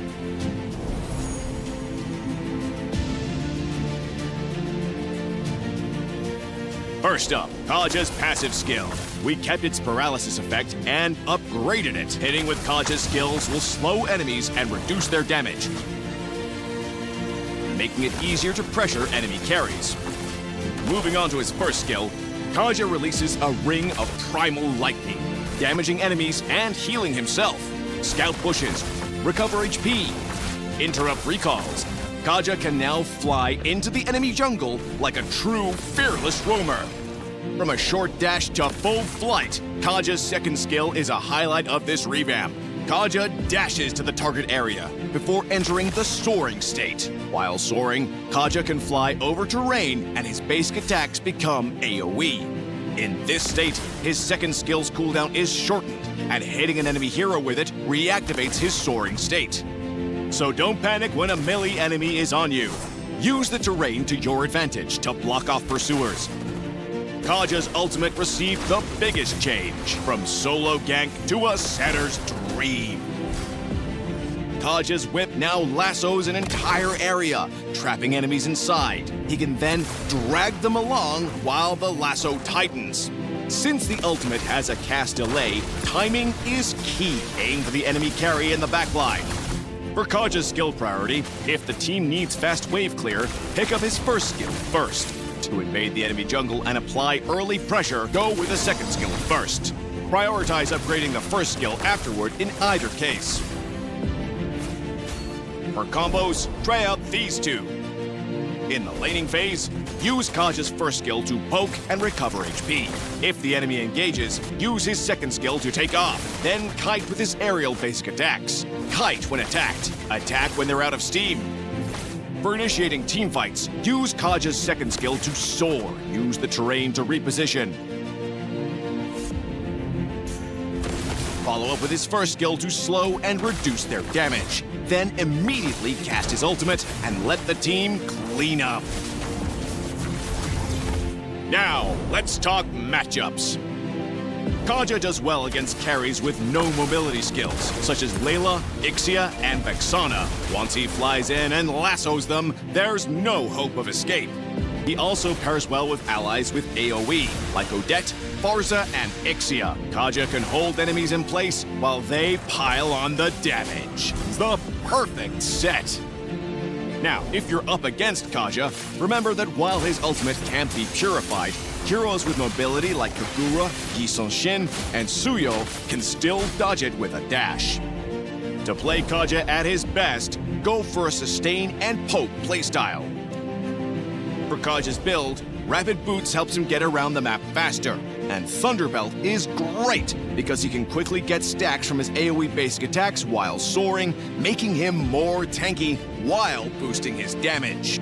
Oracle boosts the healing from his first skill, improving his sustain so he can stay in the fight. We recommend the support emblem for Kaja for more survivability and movement speed. Choose Flicker as his battle spell and combo it with his second skill to drag enemy carries from further away for allies to blow up. For players who enjoy fast, aggressive roamers like Khalid, Hilda, or Marcel, Kaja offers that same fast roaming and in-and-out teamfight playstyle. Give Kaja a try and rule the sky. Soar anywhere, lasso anyone. The revamped Kaja arrives on August 5th. Get his commandment skin for only 51 diamonds. And get Kaja at 30% off during launch week.